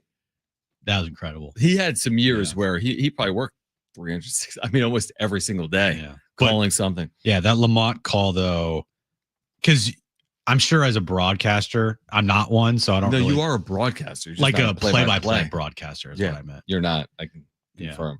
If I had a big call, like for a big time moment, you'd obsess over what you said. Exactly. Yeah. And if you nailed it, then worry free. And Ted nailed it. I hope he thinks that he did. Because, I think he does. Yeah, I think so. he absolutely nailed it. Mm-hmm. I think the whole, what is it? When modulation a little bit of the mic, I think played into it. Now, for a technical person to be like, modulation. That was not me. That was on you. You were because I was like, I jumped up and down when that happened, so I wasn't.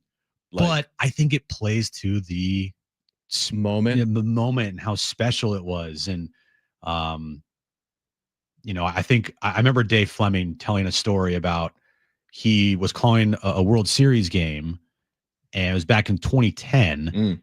And it was the Giants World Series, and it was their first World Series. And the biggest moment of that series was like, I think it was Edgar Renteria hit a big home run in, I think it was game 5 or 6. Mm-hmm. And his voice crackled. Or cracked. It cracked. Yeah. Like kind of like high pitched or something. Like it was like you're going through puberty. But yeah. Yeah. And I just think those types of moments they're so genuine and so real that it just plays to it. I would freak out. I know you would. Cracked. And he said he freaked out too. But as a fan, like I think those things are, I don't know, special. Yeah, so the modulation of the pitch, and everything, like. Well, then give me credit for that. Good job. Good job by not working on the levels. Yeah, it's a good point. I'm trying to think who else is known for like. You got to be authentic and genuine in those moments. Yeah. So it's not supposed to be completely buttoned up and perfect. And you can't predict what's going to happen in sports. You don't know someone's going to hit a walk-off grand slam. Right. You don't know Lamont Butler is going to hit some shot off a rebound in transition without a timeout. I mean, you can't predict that. And like, it's all your fault. Why? For the modulation part. Ted's call was perfect. Yeah. And I just think all that combined. Well, what am I, a sound engineer? I mean, you're there. I was there, but I don't know. There's some knobs. You won't put this video out on social media, but the video of you put it out jumping like out of your seat. Yep. When Lamont hit that shot. Nobody's ever seen that. No one has seen that. Because I think it'd be used as a meme. Why? It's like the meme of the back of your head. Oh my God. Which is a whole nother story. Dude. Yeah, we had picture day today. Brent doesn't even know this. Do you? We had picture day.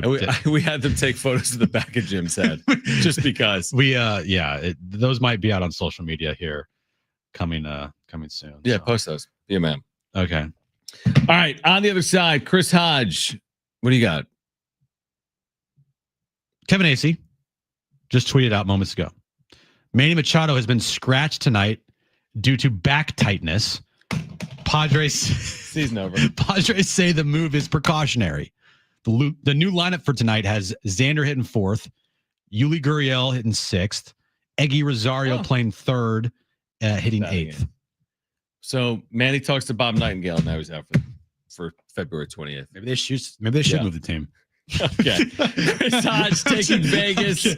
Free picks for our listeners. On the other side, we're going to tell you the winner of the SDFC tickets after we talk to Chris. So coming up in the next 15 or so minutes. But Chris Hodge, he's been red hot for our listeners. Kevin Acee will join us at 5. Stay with us, Jon and Jim.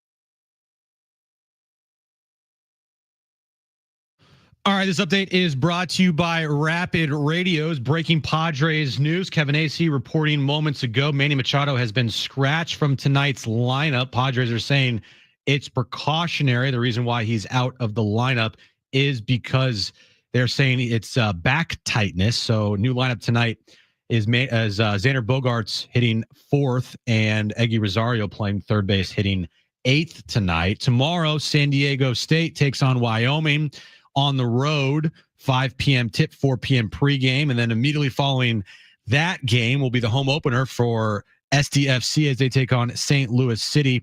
That match will be starting at 7:40. And tonight we have Lakers basketball on the station as they take on the Clippers. 6:45 pregame, 7 p.m. tip. Rapid Radios are instant push-to-talk walkie-talkies offering national LTE coverage and no subscription ever. A great alternative to a mobile phone for your kids. For a limited time, go to rapidradios.com now for 60% off. Free UPS shipping, add code radio, and get an extra 5% off.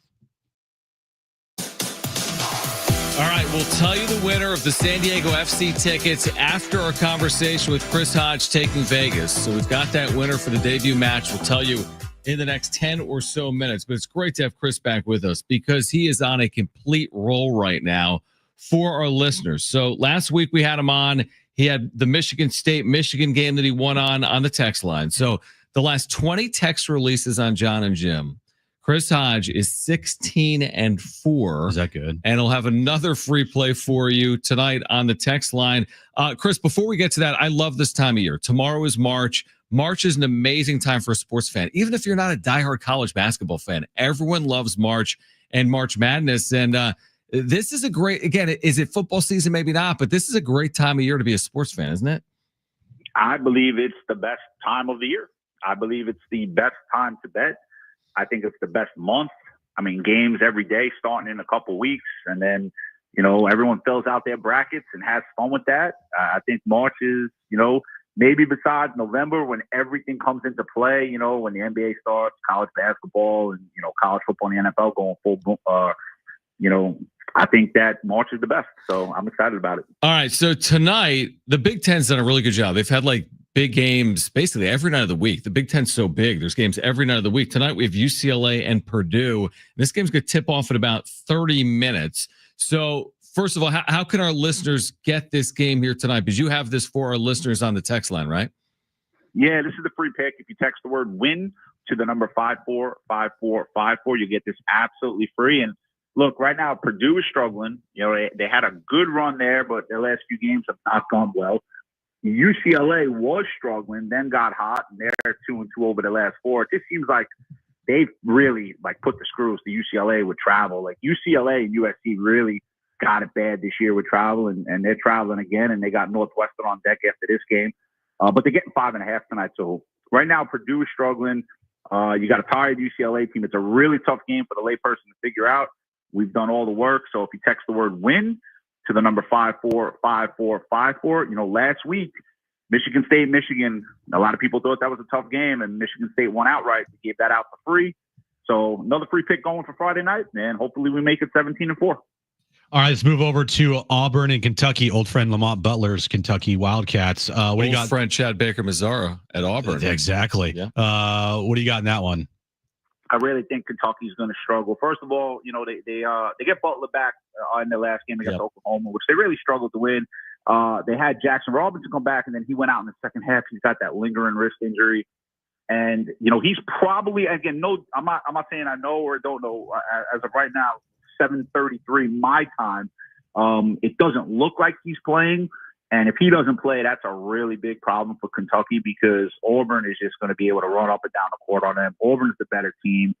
The game that really confused me about Kentucky was the game against Texas because Texas isn't notorious for scoring inside. They were able to get into the paint against Kentucky, score. They out-rebounded them, only by 1, but they still out-rebounded Kentucky, and that's really been a struggle for Texas. So, I mean, if you can't out-rebound Texas, how the hell are you going to out-rebound Auburn? I mean, it just doesn't work that way. And, you look at when they play good teams, they played Alabama, they lost by 13. And you got this Auburn team that's just red hot, that clinches a share of the SEC title with a win. And they clinch the overall SEC title if they win and Bama loses. So it's 4.5. I think maybe Kentucky gets off to a good start. But as that game wears along, and as the depth of Auburn takes over, I just think Auburn runs away in the second half and they win easily by 10. They're almost historically good. The run that they're on right now in the SEC. The SEC is historically good, and Auburn has a multiple game lead right now in the SEC. Again, if you want tonight's Big Ten game, UCLA Purdue, all you have to do is text the word win, WIN, to 545454. You'll get it absolutely free. There's another SEC showdown. This is a top 10 game, right? Alabama at Tennessee. What's your play in that one? This game was confusing. I mean, we spent a lot of time on this game today, and, we looked at it from a lot of different angles. If Alabama makes their threes, I mean, they're going to win. But Alabama shoots a ton of threes, and on the road against a good defensive team, those shots don't tend to go in. You can't predict whether they're going to go in before a game begins. But what you do know is Alabama allows 80 points a game, and Tennessee allows 60 points a game, or 61. And Tennessee at home is going to be motivated, playing good defense. And, if you look at Alabama's last road game, they allowed 110 points to Missouri. Now, Missouri's not a bad basketball team. Take nothing away from them. But they're not a good, in terms of offensive efficiency like that. To let Missouri score 110, that's absolutely crazy to me. So going on the road, tough environment. Tennessee been struggling a little. I know they've won 4 of their last 5, but they've lost to some good teams. But I think at the end, the Tennessee defense wins out. I think Alabama's going to have some hard times getting off some easy shots, which is their MO. I don't think that's going to be available against Tennessee. Again, another close game, but I think as Tennessee and the game goes on, I think Tennessee wears them down, and Tennessee pulls away in the last 10 minutes, and they'll cover the 3.5. Chris, what's the preparation like for you, getting into conference tournament play here in a couple of weeks? It's really hard because I don't know why they can't do this. And this goes on every year. And I think they do it, the odds makers, that is, to confuse the gambler. These teams, it's conference tournament play, right? And it'll be day of, and you'll have teams that played each other twice this year, and the line won't be on the game until 5 hours before the game. Right. Which is really crazy to me. So we just go back and we watch, every game the teams have played against each other. If they haven't played one another, we find common opponents. We do all our research in terms of numbers, what the averages are. And John, this college basketball, they tend to play more to their averages than the NBA does. So if you find a team that's going to, they're scoring 78, they're going to be right around that. It's just they play to their average. But it's a lot of work, man. And I love the time of year. But let me tell you, when it's over, I'm not sad that it's gone because I'm exhausted when it's gone. But it is a lot of work. I take this job very seriously. We have a lot of customers and a lot of money on these games. And I take that very seriously, like I just said. So we work hard and we try our best to get these guys winners. Chris Hodge taking Vegas with us. And again, if you want tonight, Big Ten action, UCLA, Purdue, coming up in about 25 minutes. You can text the word WIN, W-I-N, to 545454. You'll get it absolutely free. Just text WIN to 545454. Again, Chris has been red hot, 16-4 over his last 20 text releases. I was going to say before you go, Chris, when we get the field and selection Sunday and we get to March Madness, do you then get into futures and certain plays once we get there beyond just the games themselves? This year's been a great year, okay? But I really do believe, and I don't think I'm wrong, that the 2 best teams and I'm not telling you guys anything you guys don't know. Yeah. I think it's Auburn and I think it's Duke. And I think it's a wide margin after those 2 teams. Mm-hmm. Yeah. I really do. I don't believe that anyone, if Auburn plays their best ball and Duke plays their best ball, I don't believe a team can beat them until they play each other. So right now, I mean, those would be the 2 futures, I bet. You can catch Auburn at 3-1. Duke is around 4.5-1. I would play those 2. You put 500 on each. Obviously, you're going to lose one, but if Auburn wins, you win 1,500. And you lose your 5, so you win 1,000. Right. And if Duke wins, you win about $2,000. You lose your 5, you win 1,500. I just don't believe any team could beat them on their best day, and I believe they're going to be in different brackets because Auburn's going to be the number 1 overall seed regardless of what happens, or Duke is going to be the number 1 seed. So they're going to be in separate brackets. I think those are the 2 teams that'll play in the national title game. And I think that'll be a fascinating title game. I think another team to beat either team is going to have to play a really, really good game. And I think teams have warts. But Florida, you just saw what they did against Georgia. Houston, we know, can't score. Tennessee and Alabama are inconsistent when they play big teams. And the next team down is St. John's, who can't shoot. Nice story, but can't shoot. So I don't know who beats Auburn and Duke. So those would be the 2 futures I go with. Yeah, it's an interesting point. I'm with you. I mean, Auburn and Duke are, we'll see how it plays out, but right now historically good in men's college basketball. Again, if you want UCLA, Purdue, showdown in the Big Ten tonight coming up at 5 p.m. Pacific, just text WIN, W-I-N, to 545454. Chris, we appreciate it. Next week, we're a week closer to Selection Sunday, so we'll catch up again next Friday, all right? Now, real quick question: like when March Madness, like you're not going to go away again, right? To Wyoming or Montana, like you're going to be with us, right? Well, I'm hoping that we'll hear San Diego State's name called on Selection Sunday, and then I will be on the road with San Diego State. There you go. But I won't be Wyoming. No, I don't think so. I won't He's do not going Wyoming. to Jackson Hole. No. I treat March Madness a lot different than I treat the Super Bowl. Yeah, if his wife has to go anywhere during March Madness, it is would be an immediate problem. Yeah, big problem. Chris, appreciate you. All right, have a great night, guys. All right, Chris Hodge taking Vegas. It's time for the drum roll. It is time for the drum roll. Yes, We're gonna have Brent get the drum roll. Yeah, and then you can announce the winner. Okay, you're gonna be there. This is what you say. I know. The winner of the last pair of tickets to the opening home match for San Diego FC tomorrow night is Mark. You basically said Grand Slam home run because you said the opening debut match, but I'll let you get away with it even though I called you out. Mark, congratulations. You have won 2 free tickets to see San Diego FC. Like, hey, Mark the winner. No, you have to like ham it up. It's an amazing giveaway. I mean, we've had some really good giveaways over the years.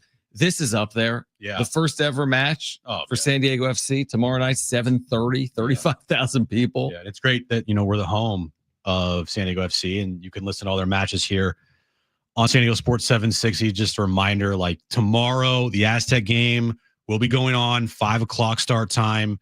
I don't think that game, knock on wood, now I jinxed it, is going to go like 3 overtimes, but the start time of SDFC is at 7:40 and pregame starts at 7 over on Jammin' 95.7. You can listen to the entire game over there. And of course, we're going to be joining in progress here on San Diego Sports 760. All right. Congratulations to Mark. All right. There's a lot going on right now because on the other side, we have another great giveaway. We have a 4-pack of tickets to the Shamrock Music and Beer Festival. Do you like music and beer? I like Do you music like free and beer. Music and free beer? I like all of that. Okay. If anything free, I like. All right. If you want a free 4-pack of tickets to the Shamrock Music and Beer Festival, this is March 15th, a Saturday in the Gas Lamp from 2 to 10. Call 877-767-4760 right now. First 2 callers will be contestants for trivia. We call it Trainwreck Radio. This is a great giveaway. 4 free tickets to the Shamrock Music and Beer Festival, Saturday, March 15th. All right. 2 to 10 p.m. This is the 29th annual event. Call right now if you want 2 free tickets. Don't forget it. 4 free tickets to that event. 4 free tickets. Nice. 877-767-4760. Call right now. Kevin Acey with the latest on Manny Machado, who's been scratched tonight, will join us at 5. This is Jon and Jim.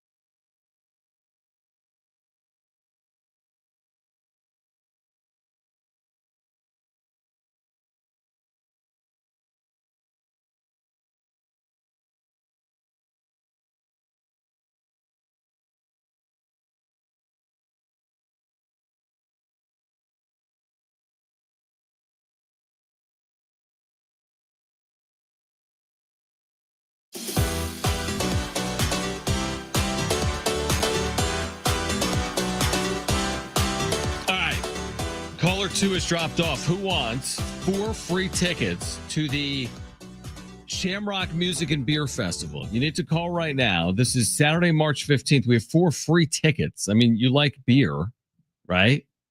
Yeah, most people do. I like beer and music. You like music, and it's in the Gas Lamp. It's a Saturday from 2 to 10. They've got live music and Irish fare and beer.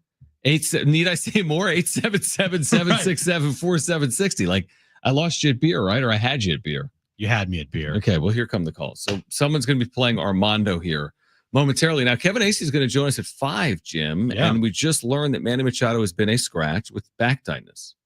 Yeah, it is interesting because somebody in the chat mentioned, is this an excuse to leave early to go to SDFC's home match for tomorrow? No way. I don't think so. I do think Manny will be involved somehow tomorrow with like a video message of some sort. I don't think he's going to be there. But that's not why he was No, I know. But if you want to put on your like tinfoil hat, conspiracy hat, you're like, interesting. That would be my conspiracy for a scratch tomorrow. Right. Now, what time do they play tomorrow? Well, he's not going to be here. If he's here tomorrow, people are going to know. He's not going to be under the cloak of darkness. They play at 12:05 tomorrow. Oh, so could you get here? Against the Reds. You could, dude. Let's say he's in the lineup tomorrow and plays 4 innings, right? Now it's 1 o'clock. Yeah. And the game's at 7:30. Oh, Dylan Cease is making his spring training debut. That's great. But do the math here. So he plays 4 innings, it's 1 o'clock, and then you hop on a play. Be here an hour later, less than that. You could get on a jet, right? Easy. I mean, you could easily. It's a short flight. You could easily be here and then fly back. Okay. I could see him actually being here tomorrow night, based on that math. Okay. Play, fly back. Sure. Don't you agree? Seriously. I think it's possible. If I'm Manny Machado, I would do it. And guess what? It's Manny Machado. He can do it. He can get away with some things. It's going to be okay. Yeah, I agree. Yeah. All right, Kevin Acey will join us in 10 minutes, but right now, let's play.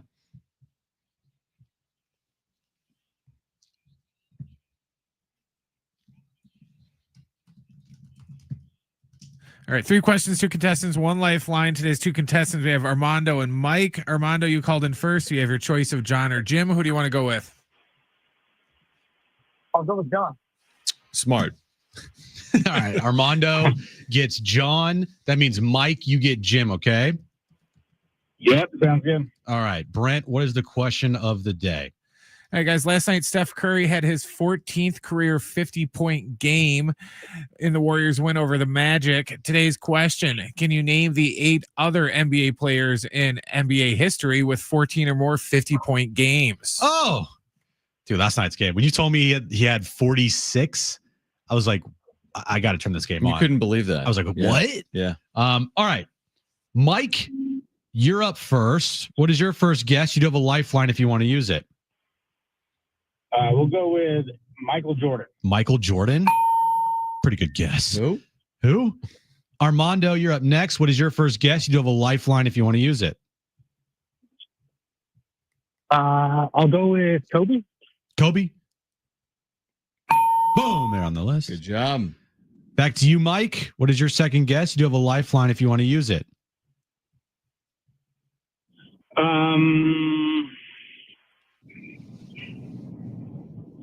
Yeah, I'll use the lifeline. All right. I have a guess, but we'll see. Okay. Well, Wilt Chamberlain is definitely on this list. So do you take that? God. Yes. All right. Well, good guess. Good guess. Yeah. Armando, back to you. What is your second guess? You do have a lifeline if you want to use it. Oh, man. Can I go with Harden? James Harden? James Harden. Wow. All right. Mike, final guess. You don't have a lifeline, so it's all up to you. What do you got? Well, the leading scorer, I got to go with him all time. So LeBron James on the list. Wow. I'm surprised it took that long. Mm-hmm. Armando, final guess to send this thing to overtime. Jon is looking like he knows the answer. No, I'm not. If you want to use that lifeline, what do you got?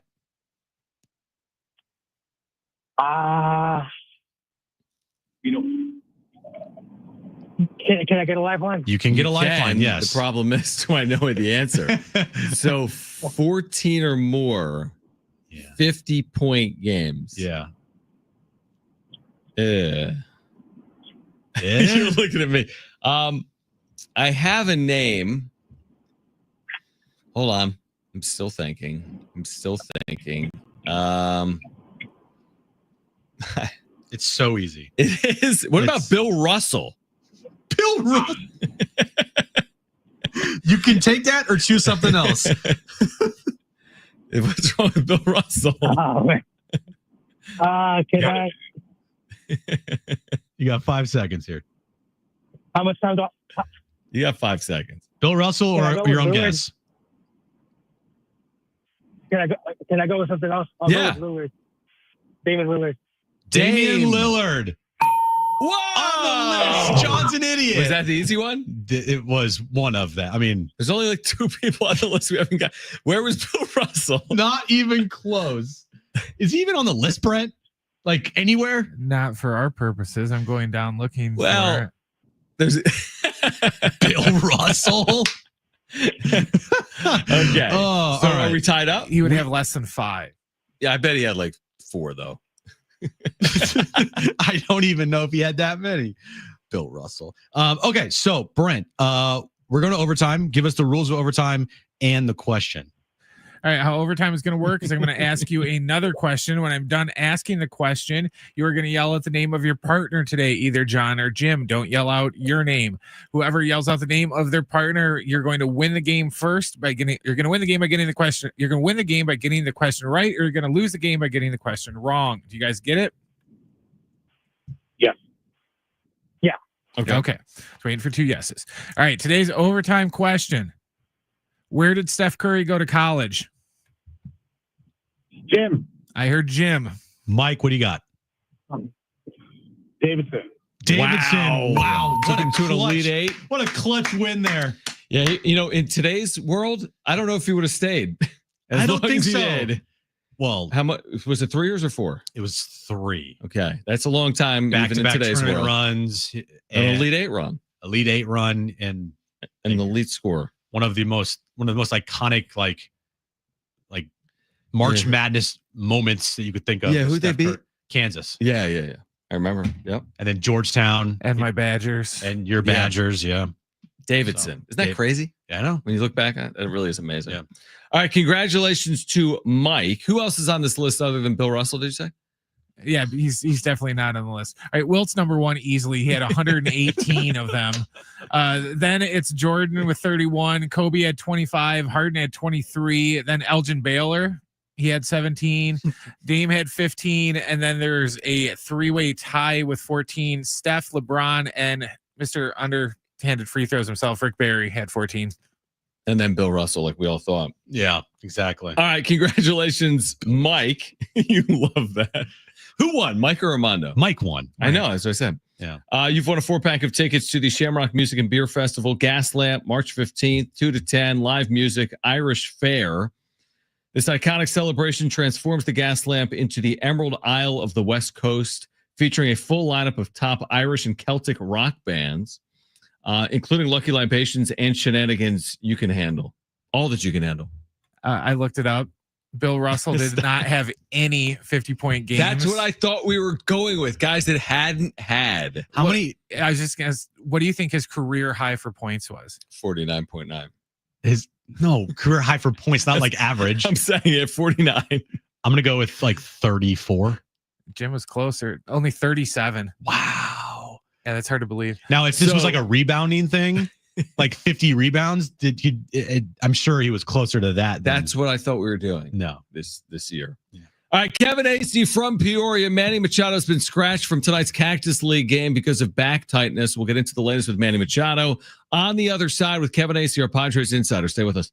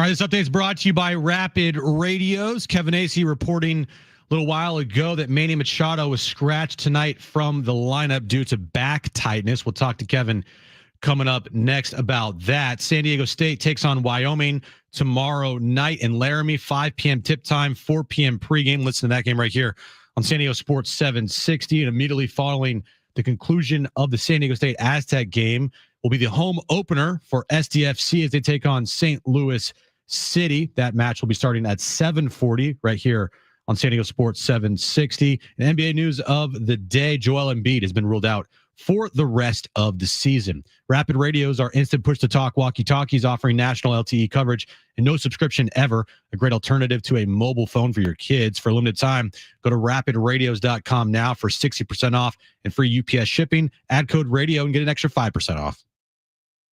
It's Jon and Jim to warm up that drive home. You know, it's not always going to be like that, but man, it was such an amazing start. You wonder how you build off that based on what happened just 6 days ago or 5 days ago. Oh, you can absolutely build off that.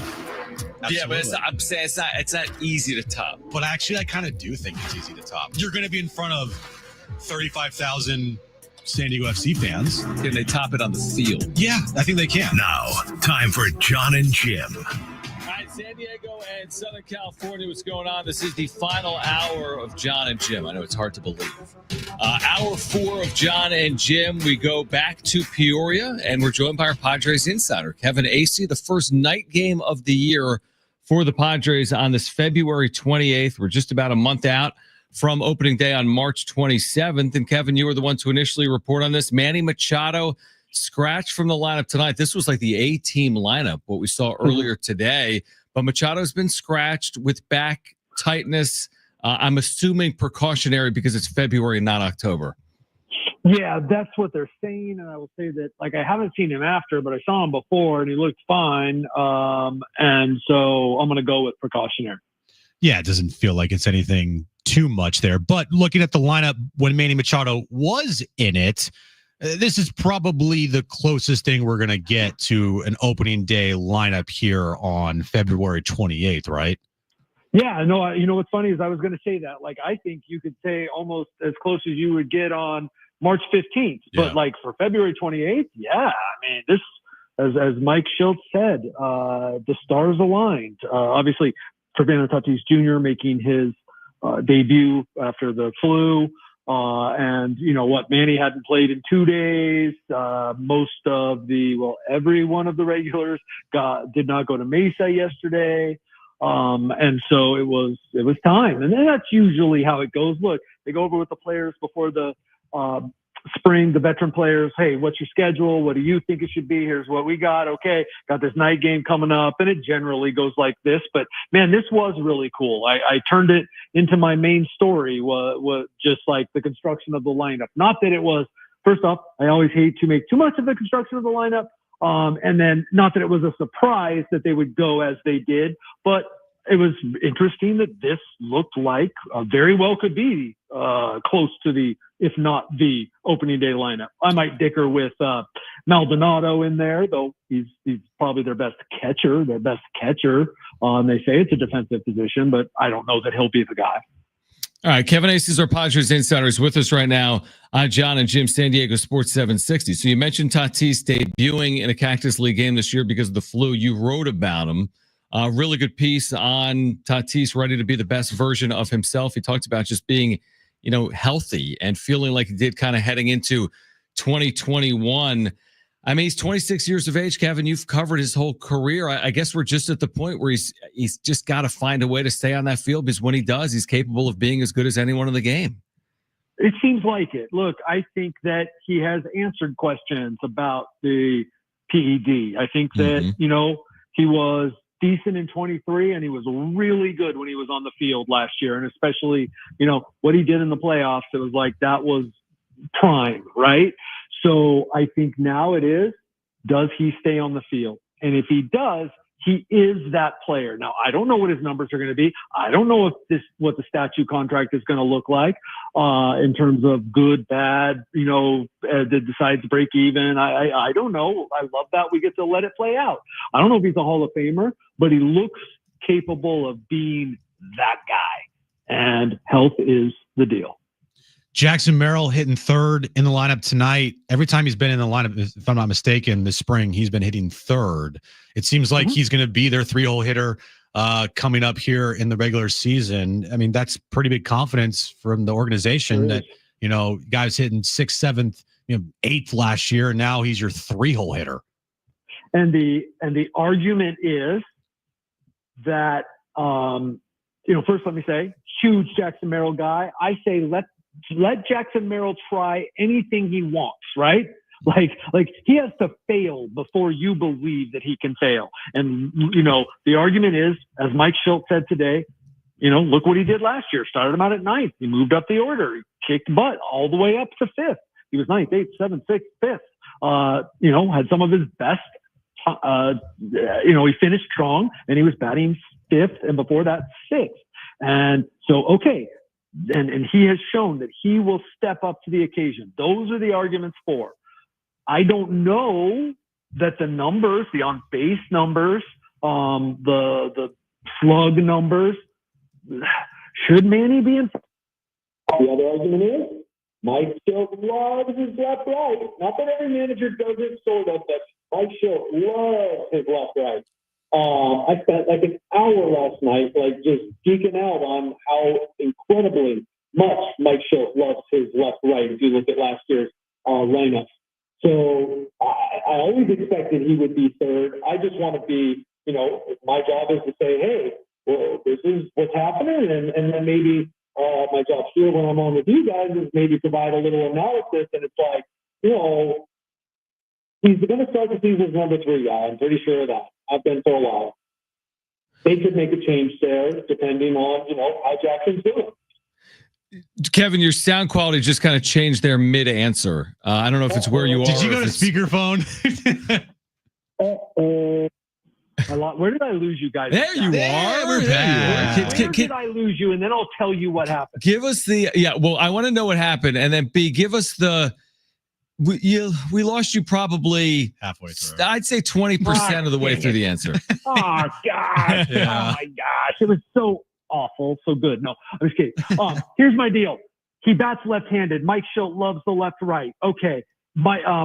Jackson Merrill has answered every call that you have given him, everything you piled on his plate. But let's remember, they were super careful with Jackson Merrill. It's going to be hard for you to find outside of his family a bigger Jackson Merrill fan than me. What I'm saying, because it's a part of my job, is they were very careful to not put too much on him and not move him up in the lineup too far last year. It wasn't until his final 15 starts that he was the 5th batter. He was 6th before that. He was 7th before that, 8th before that, 9th before that. So this is still unproven, but I've been convinced for a long time, for many reasons, Jackson Merrill will start the season as the number 3 batter. And now what happened with the phone?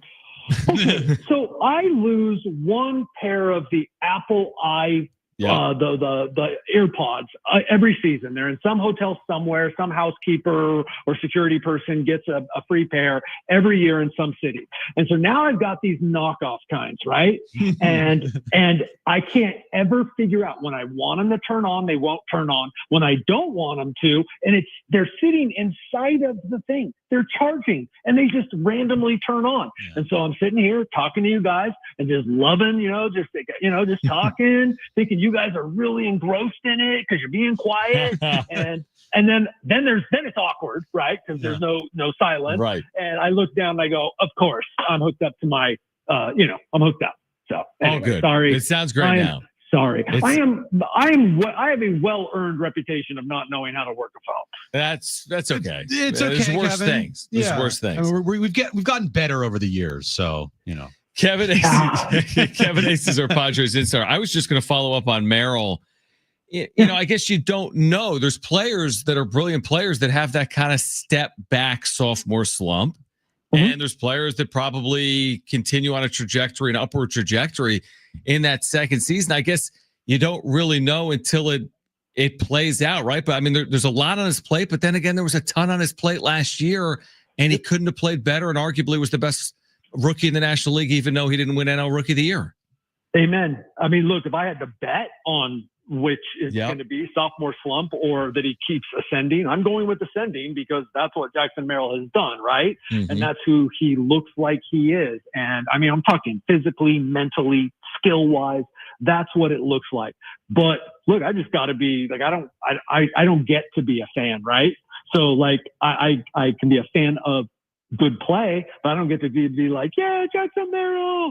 So I got to say, yeah, we got to see. I wrote a whole story on that. And I started it with, there's such thing. I didn't, not these words exactly, because that would have been terrible, but there is such a thing as a sophomore slump. And I asked Jackson about it, and he was very, very good about it, as he always is. And then I outlined the reasons why you would think that Jackson Merrill will not have a sophomore slump, but there is no guarantee. And building off of that, Kevin, to the bigger picture here with Jackson, and it's, obviously February 28th, and he's under team control for the next, 5 years, right? But, when will the organization, in your opinion, be like, okay, we need to start potentially starting, contract extension negotiations with him, for the future? Okay, so I can fairly definitively say that hasn't happened. Right. And then I can educatedly speculate that it could happen at any time. But you got to remember, like, the cash crunch this year. So it would be like, if something were to get done this year, and there's reasons to think it might be pretty easy, and then some reasons to think like, well, it could be pretty hard. But it wouldn't start until next year when some money comes off the books. And then, it'd probably be backloaded to some extent, and just to help with the cash. And they need to get past this year also on the whole, AAV, because the annual average value, because of the CBT. I mean, they're already over it, but you don't want to get into the second area and the penalties grow, become a higher percentage of what you're over. Right now, it's not that big a deal. It grows the more you go over. So it would be one of those, but I can say that they haven't yet. The talks they had, whatever, before his rookie season were not even talks. I mean, they were like, well, what do you think about this? No. So, but, look, here's what I'll say. Jackson wants to stay here, and Jackson's the kind of guy who is like, well, how much money do I need? Jackson Merrill is also the kind of guy who says, I'm pretty damn good and I should be paid. So I don't think it would, I think it's possible is what I'm saying, but I don't think it's going to be like, 100 million. It's going to be more than that. And how big is the total? How much of free agency are you going to buy out? But I would say there's a lot that says the Padres should probably get on that if they believe that Jackson's who he is, because and I've done this, if you start doing the math, he's going to be a Super 2. He's going to start arbitration next year. That number will be low. It'll only grow from there, and it'll depend on how good he is. And if he's who you think he is, you're going to spend $60+ million before he's out of arbitration. So why not lock him up long term? See, you make a great point. And we had Kevin, I forget, someone from Fangraphs, Dan Zimborski, he just crunches numbers, and he said, I turned it off. I've turned the dang thing off. I'm going to break it. I'm going to squash it with my foot is what I'm going to do. Oh, you changed over again. Oh, you changed over. No, you're good. You're good. No, I was going to say we had someone on, Kevin, from Fangraphs within the last year, and I just asked the question, like, what does it cost the organization to not extend Jackson Merrill? And what's the risk reward here? And he said, kind of like Corbin Carroll, for every month that Jackson Merrill is Jackson Merrill in the major leagues, it's probably a $10 million bet that the Padres are making. As in, if he goes through 2025 and is 2024 Merrill, it might cost the Padres another $60 million in the total deal. Right. And I don't know, I'm sure I got cut off, but you're talking about him being a Super 2. Okay. Right. And so arbitration starts next year, and it's probably not very much, but it only goes up from there. And how much it goes up is dependent on how good he is. But you could be looking at having paid him $60 million. Remember, it doesn't get cheaper, right? Like guys that aren't as good as Juan Soto will be getting Juan Soto and Shohei Ohtani arbitration numbers in their money in their final year, because it'll be 4 and 5 and 6 years later. Okay. Right. So Jackson Merrill, if they weren't to sign him and let him go to free agency, could be making $30 million in his final year of arbitration. Like you've got to start thinking about, hey, at what point is it too late? But then, of course, you also have to think about at what point is it too early? I don't think the Padres think it's too early. I think talks will start. It's going to be about when does this deal start? What is the construction of the deal? And obviously, how big is the deal? I hope you heard the part where I said Jackson Merrill is the kind of guy that wants to stay and would take a quote unquote discount. But Jackson Merrill is also the kind of guy who knows he's pretty badass and that he can make a lot of money. And that, is not going to just like sign for $100 million or something. Like it's going to be a real contract. No doubt. That's well said. Well, we're looking forward to tonight, the biggest game in February that the Padres have played this year. Mariners Padres tonight at 5:40 coming up. Kevin, enjoy the weekend. We'll do it again on Monday, and we appreciate you taking time for us. We get rid of these Bluetooth headphones. Yeah. Thanks, Kevin. We appreciate you. Kevin AC, our Padres insider. We can react to that on the other side. Plus, we have BNP Paribas tickets for March 12th to give away in the Coachella Valley. Jim's back pages ahead. We're here until 6. Jon and Jim.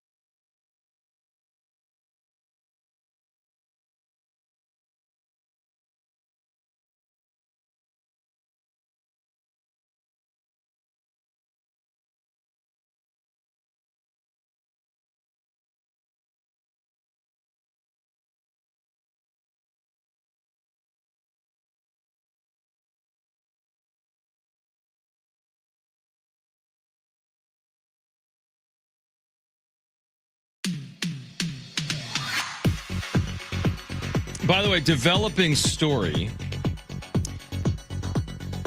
Do I have a read I need to read? I'm going to read this. I should. We have BNP Paribas tickets to give away. We'll do that this hour because if we don't do it this hour, we won't be here. But listen to this, Jim. 30 years in the making, the wait is over. MLS is here. After dominating LA Galaxy in the season opener, San Diego FC takes on St. Louis City in their first ever home game tomorrow night at SnapDragon Stadium. Get there early. SDFC Fan Fest featuring music, food, interactive experiences, and more start at 3:30. Tickets are available at sandiegofc.com. Potentially. We think it's sold out. If you can't get to the game, you can hear it starting at 7:30 right after the Aztecs take on Wyoming right here on San Diego Sports 760. What is this developing story that you have, John? So college athletics is going through this evolution, right? Yeah. That's fair with name, image, and likeness and transfer portal. And now the other side is this thing called the house settlement where schools can share revenue with yes, house settlement talk. You want talk, house baby. settlement talk? I want house settlement talk. Here's the talk. San Diego State has opted in to the settlement. It's very what does that mean? Crucial. Exactly. What it means is you're either going to be in or out. And if you're opting in, then you're sharing revenue with student athletes. If you're not opting in, good luck, because every other school is sharing revenue with its student athletes. So San Diego State, and I think maybe all FBS programs will in football, has opted in officially. They had to, I think, notify the NCAA by Saturday. They have notified them on this Friday. San Diego State will share revenue directly with athletes, beginning once the settlement is reached, this house settlement. So it's significant. It's the future of college athletics, and things have changed quickly. It used to be, you couldn't make a dollar in college if you were a student athlete, now right? You make millions. Now you can make millions of dollars. Yeah, that's exactly right. Millions of dollars. Now you can make $1 million. You could even make more. What movie is that from? It is from Major League 2. Brent, what movie is that Back from? to the Minors. It's Austin Powers. That's Austin what I Powers. said. Bro. Whatever. You can't. I can use the line. You can't use a line from a movie. You don't know what the movie is. What are you saying? That I can't do that? Yeah. So you're not as enamored by this house settlement, San Diego State opting in. Not particularly. Not particularly. I'm more interested in trolling Jeff Passan on Twitter than I am in that. And now Mark Ziegler has just posted an article. Oh, must be nice. Here's the headline. I mean, it's his job. It's kind of like we go on the air. He posts an article. He writes this, Jim. Season is not over, but San Diego State is already in NIL negotiations with basketball players for next year. Oh, which we know. Maybe that's a reason why Miles Bird was so definitive in his I'm returning next year or turning pro, but I will not enter the transfer portal. Potentially. I need to read this article, which I'm doing on air. Yeah. It's a long article. Yeah, probably not easy to do that. No. But I will at a break read this article. I know you will. All right. Why don't you just read it on air? No, it's like 5,000 words. Read the whole thing on air. No. That's always great radio when someone just reads the article on air. I know that happens a lot in this town. Dude, we've done that before, dude. Let's be honest. True. We've done that. True. We've done that. True. Yeah, I mean, that is a fair point, though. Yeah. That might not be the best radio. No. Yeah. And we're also kind of like, who are your top 5 Padres spring training players ever? And we're also basically undermining Mark or Kevin when they release these articles and then just read it on air. You don't need to go to the website. We'll read it for you. No, you're right. And we don't do that, right? No, we've never read an entire article on air. No. How do you feel about clipping? Because we do this we do it a lot. Me and you especially. Clipping an article and linking to it? Clipping like the most important parts of the article and posting that on Twitter. Right. Like, let's say the Manny Machado words to Nightingale, where it's like, we're going to beat the Dodgers, whatever, make it up. But I think if you link to the article, I think it's completely fair game. And the reason I say it is I think you're bringing more exposure to the article. It's like a teaser. Like you want to read the rest of it. Yeah, like if we do a radio show and people link to the show, I'm a big proponent of that. I agree. I mean, that's kind of the business that we're in. So I'm cool with it. I am too. The more eyes, the better. Like, if you post something on, Twitter, I want someone to retweet me. Yeah, I'm not going to try to profit off. I'm not going to be like, hey, here's a link, and then be like, oh, it's behind a paywall, and it's not my work. What do you feel about people not stealing, but taking other people's videos and then posting it for themselves and just putting like a go here or like via X. Well, that's almost like, honestly, like the ESPN and the Sports Center and like the House of Highlights game. You know what I mean? When you go, and I don't like that. Don't like aggregating content like that. Mm-hmm. No, I think agree. it's a little bit of right. Yeah, it's like, what are you doing, bro? Yeah. Like that goes on everywhere. Like if someone's going to tweet, just retweet them. Right. Or still you can post a video. I'm guilty of this. I've done it. I've taken content and tried to use it as my own. Yeah, like Shocker. when you said Roki Sasaki is like signing with the Padres, and you had video of him throwing on the field.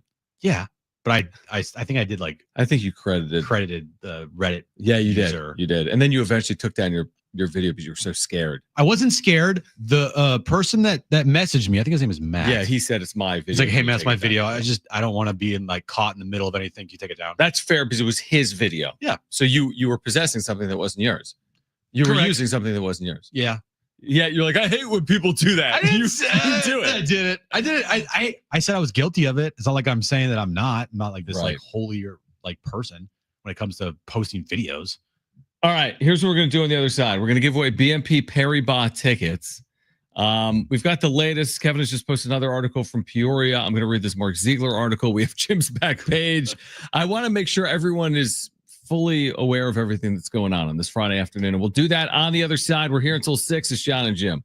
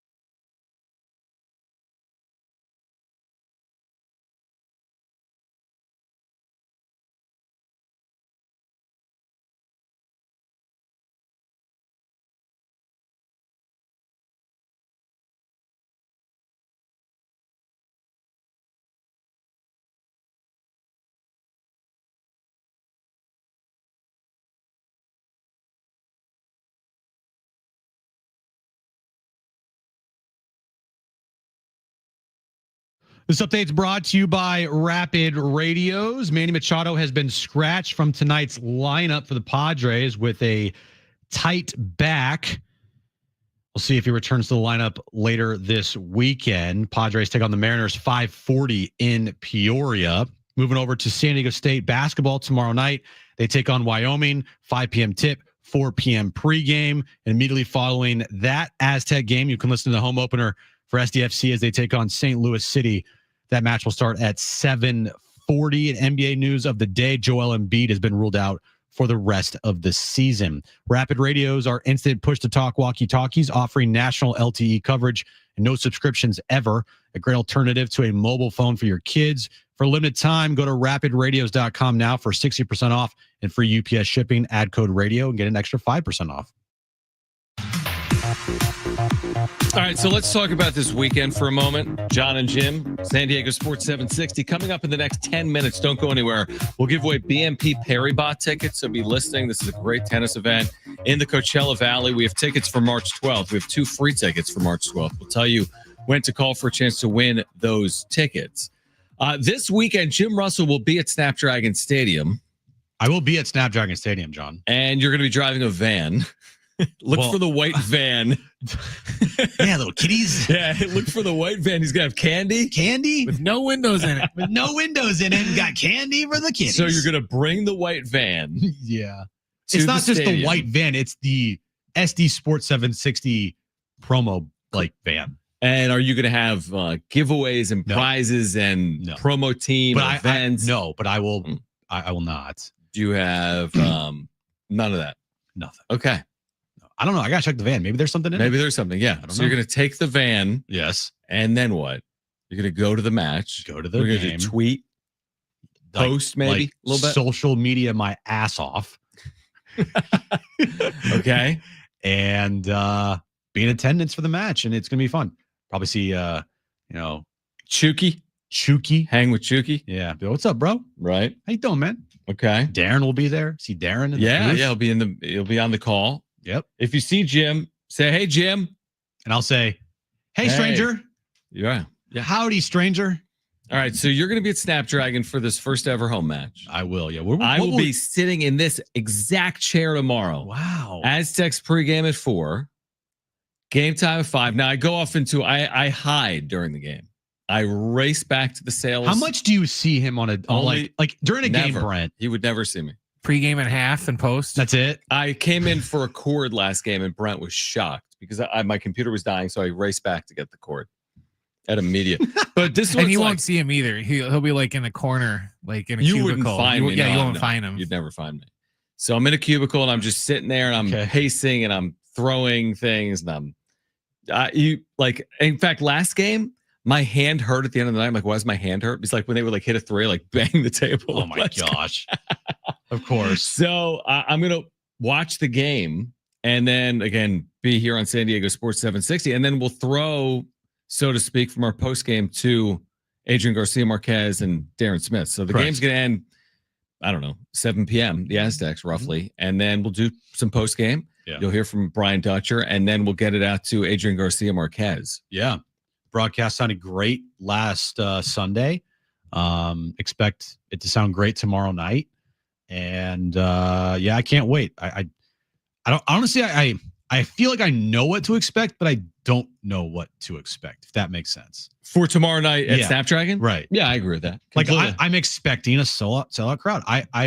The last soccer match that I went there for was for the Wave. Mm-hmm. And they had the most fans in attendance for a women's professional soccer match. That's right. It was the most in the history of the league, right? It's 32,000. Yeah.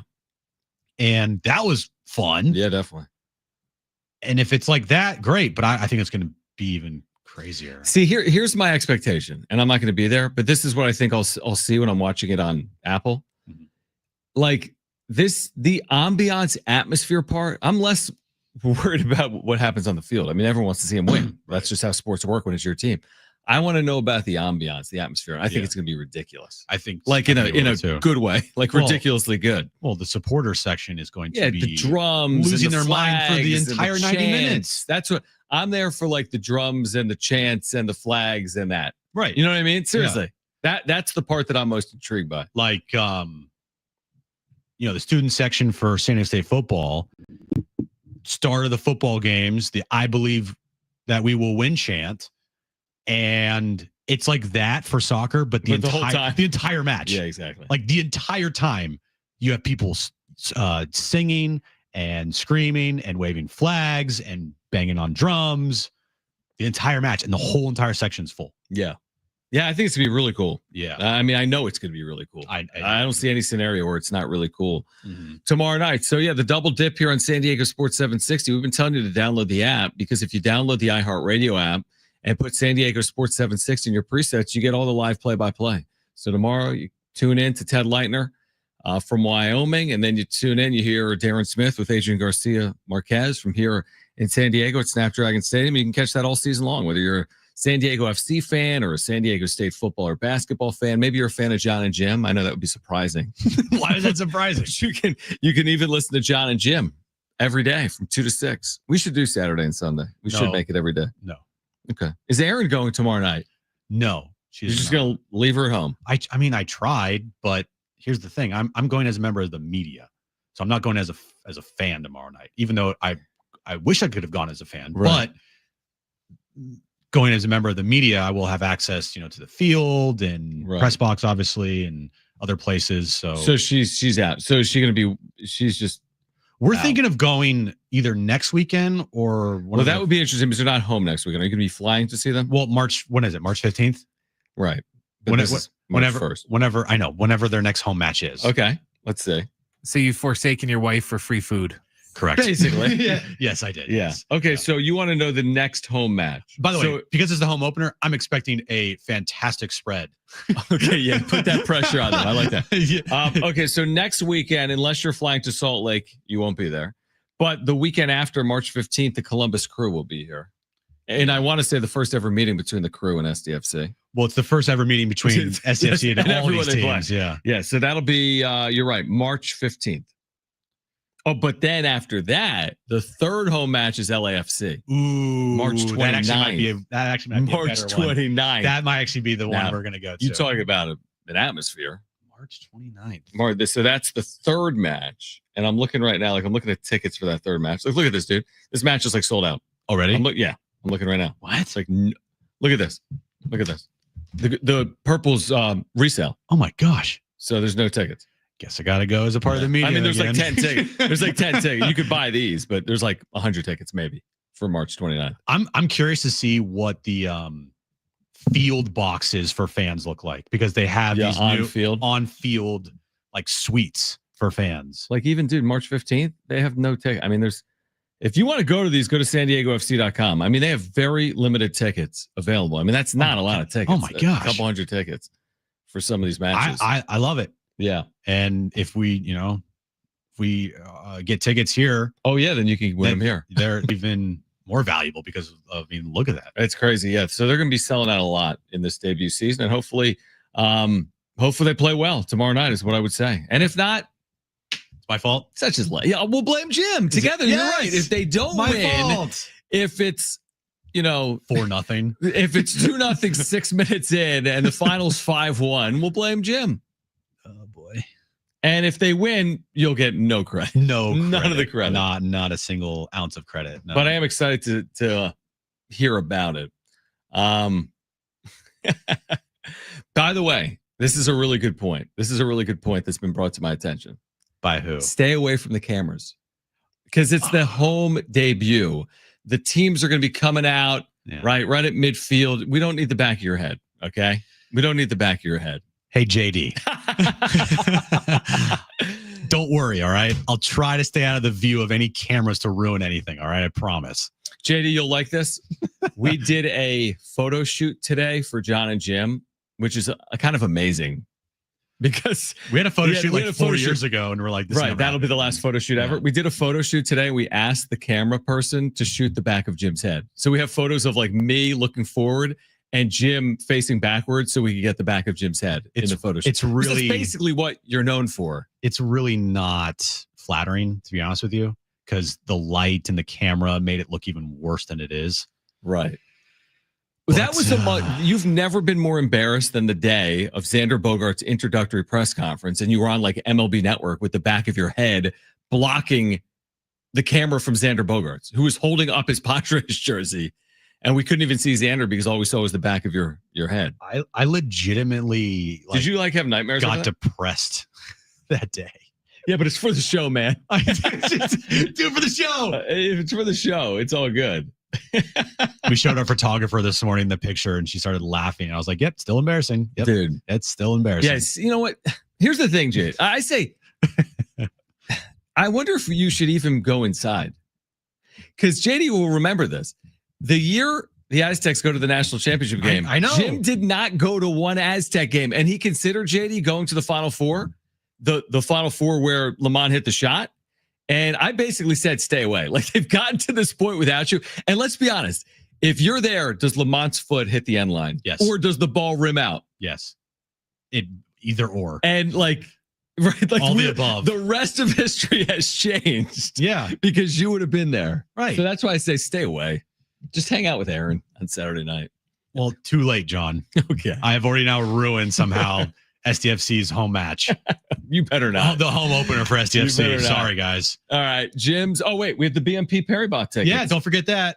First caller to 877-767-4760 is going to BMP Paribas Open March 12th. We have 2 free tickets to the first caller, 877-767-4760. Great event in Indian Wells.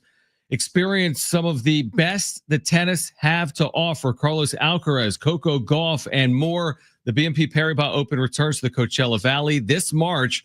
Reserve your seats now at tennisparadise.com. Call right now. You have 2 free tickets for March 12th if you call 877-767-4760. Also on the other side, along with the back page, we'll update you on the Padres-Mariners game in Peoria. Oh, underway. Wow. Don't go anywhere.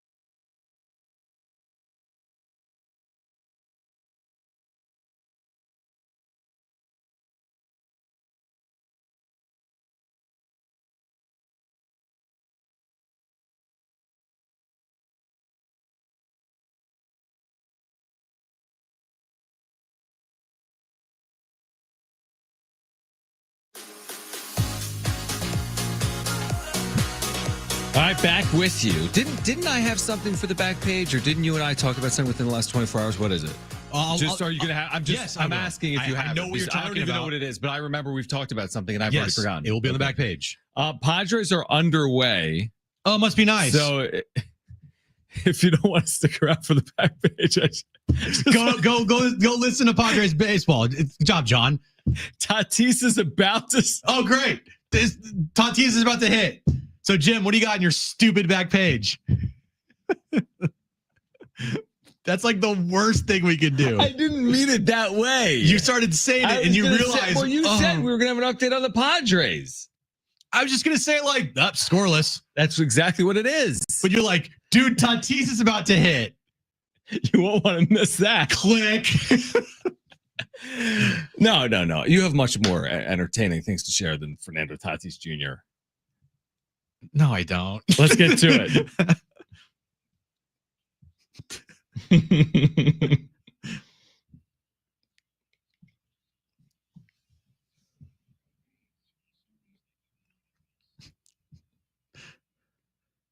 So, Fernando Tatis Jr., blah, blah, blah. Well, the flower fields, John. In Carlsbad? Yeah, they're opening up tomorrow for the flower field season. I can't do flower field season. What? I got nothing else, man. It's better Just than to that. Your back page. I'm watching the Padres on Padres.tv. Well, what do you mean it opens tomorrow? Has it been closed? Carlsbad flower fields officially open for the season tomorrow. Have you done that before? Serious question. No, Aaron has though. E6 arises aboard for Tatis. You've never done that? Flower fields? Live a little. Take Aaron. Aaron's been. Yeah, but should go again. I haven't been. Okay, so maybe go. Have you been? Go Saturday night. Okay. Don't jinx San Diego FC. Yeah, I've been. Of course, I've been. You like it? Yeah, it's lovely. If you like flowers. Do you take pictures? Yeah, it's very colorful. That's cool. McDonald's is now selling Krispy Kreme donuts at select locations, and they will start selling Krispy Kreme donuts nationwide later this year. That's kind of interesting. Customers can purchase Krispy Kreme's signature donuts individually or in a 6-pack, with availability beginning at breakfast time and lasting throughout the day while supplies last. So all day you can get Krispy Kreme donuts at McDonald's. The rollout marks a significant expansion of Krispy Kreme's collaboration with McDonald's, bringing a new sweet treat to fans across the region. What region? America, or is it a certain area? Like the area of where of America? Of America. Okay. I don't know. So Krispy Kreme, that's kind of smart to me. Collabs, bro. Yeah. I like me some collabs. I wonder how they split the revenue.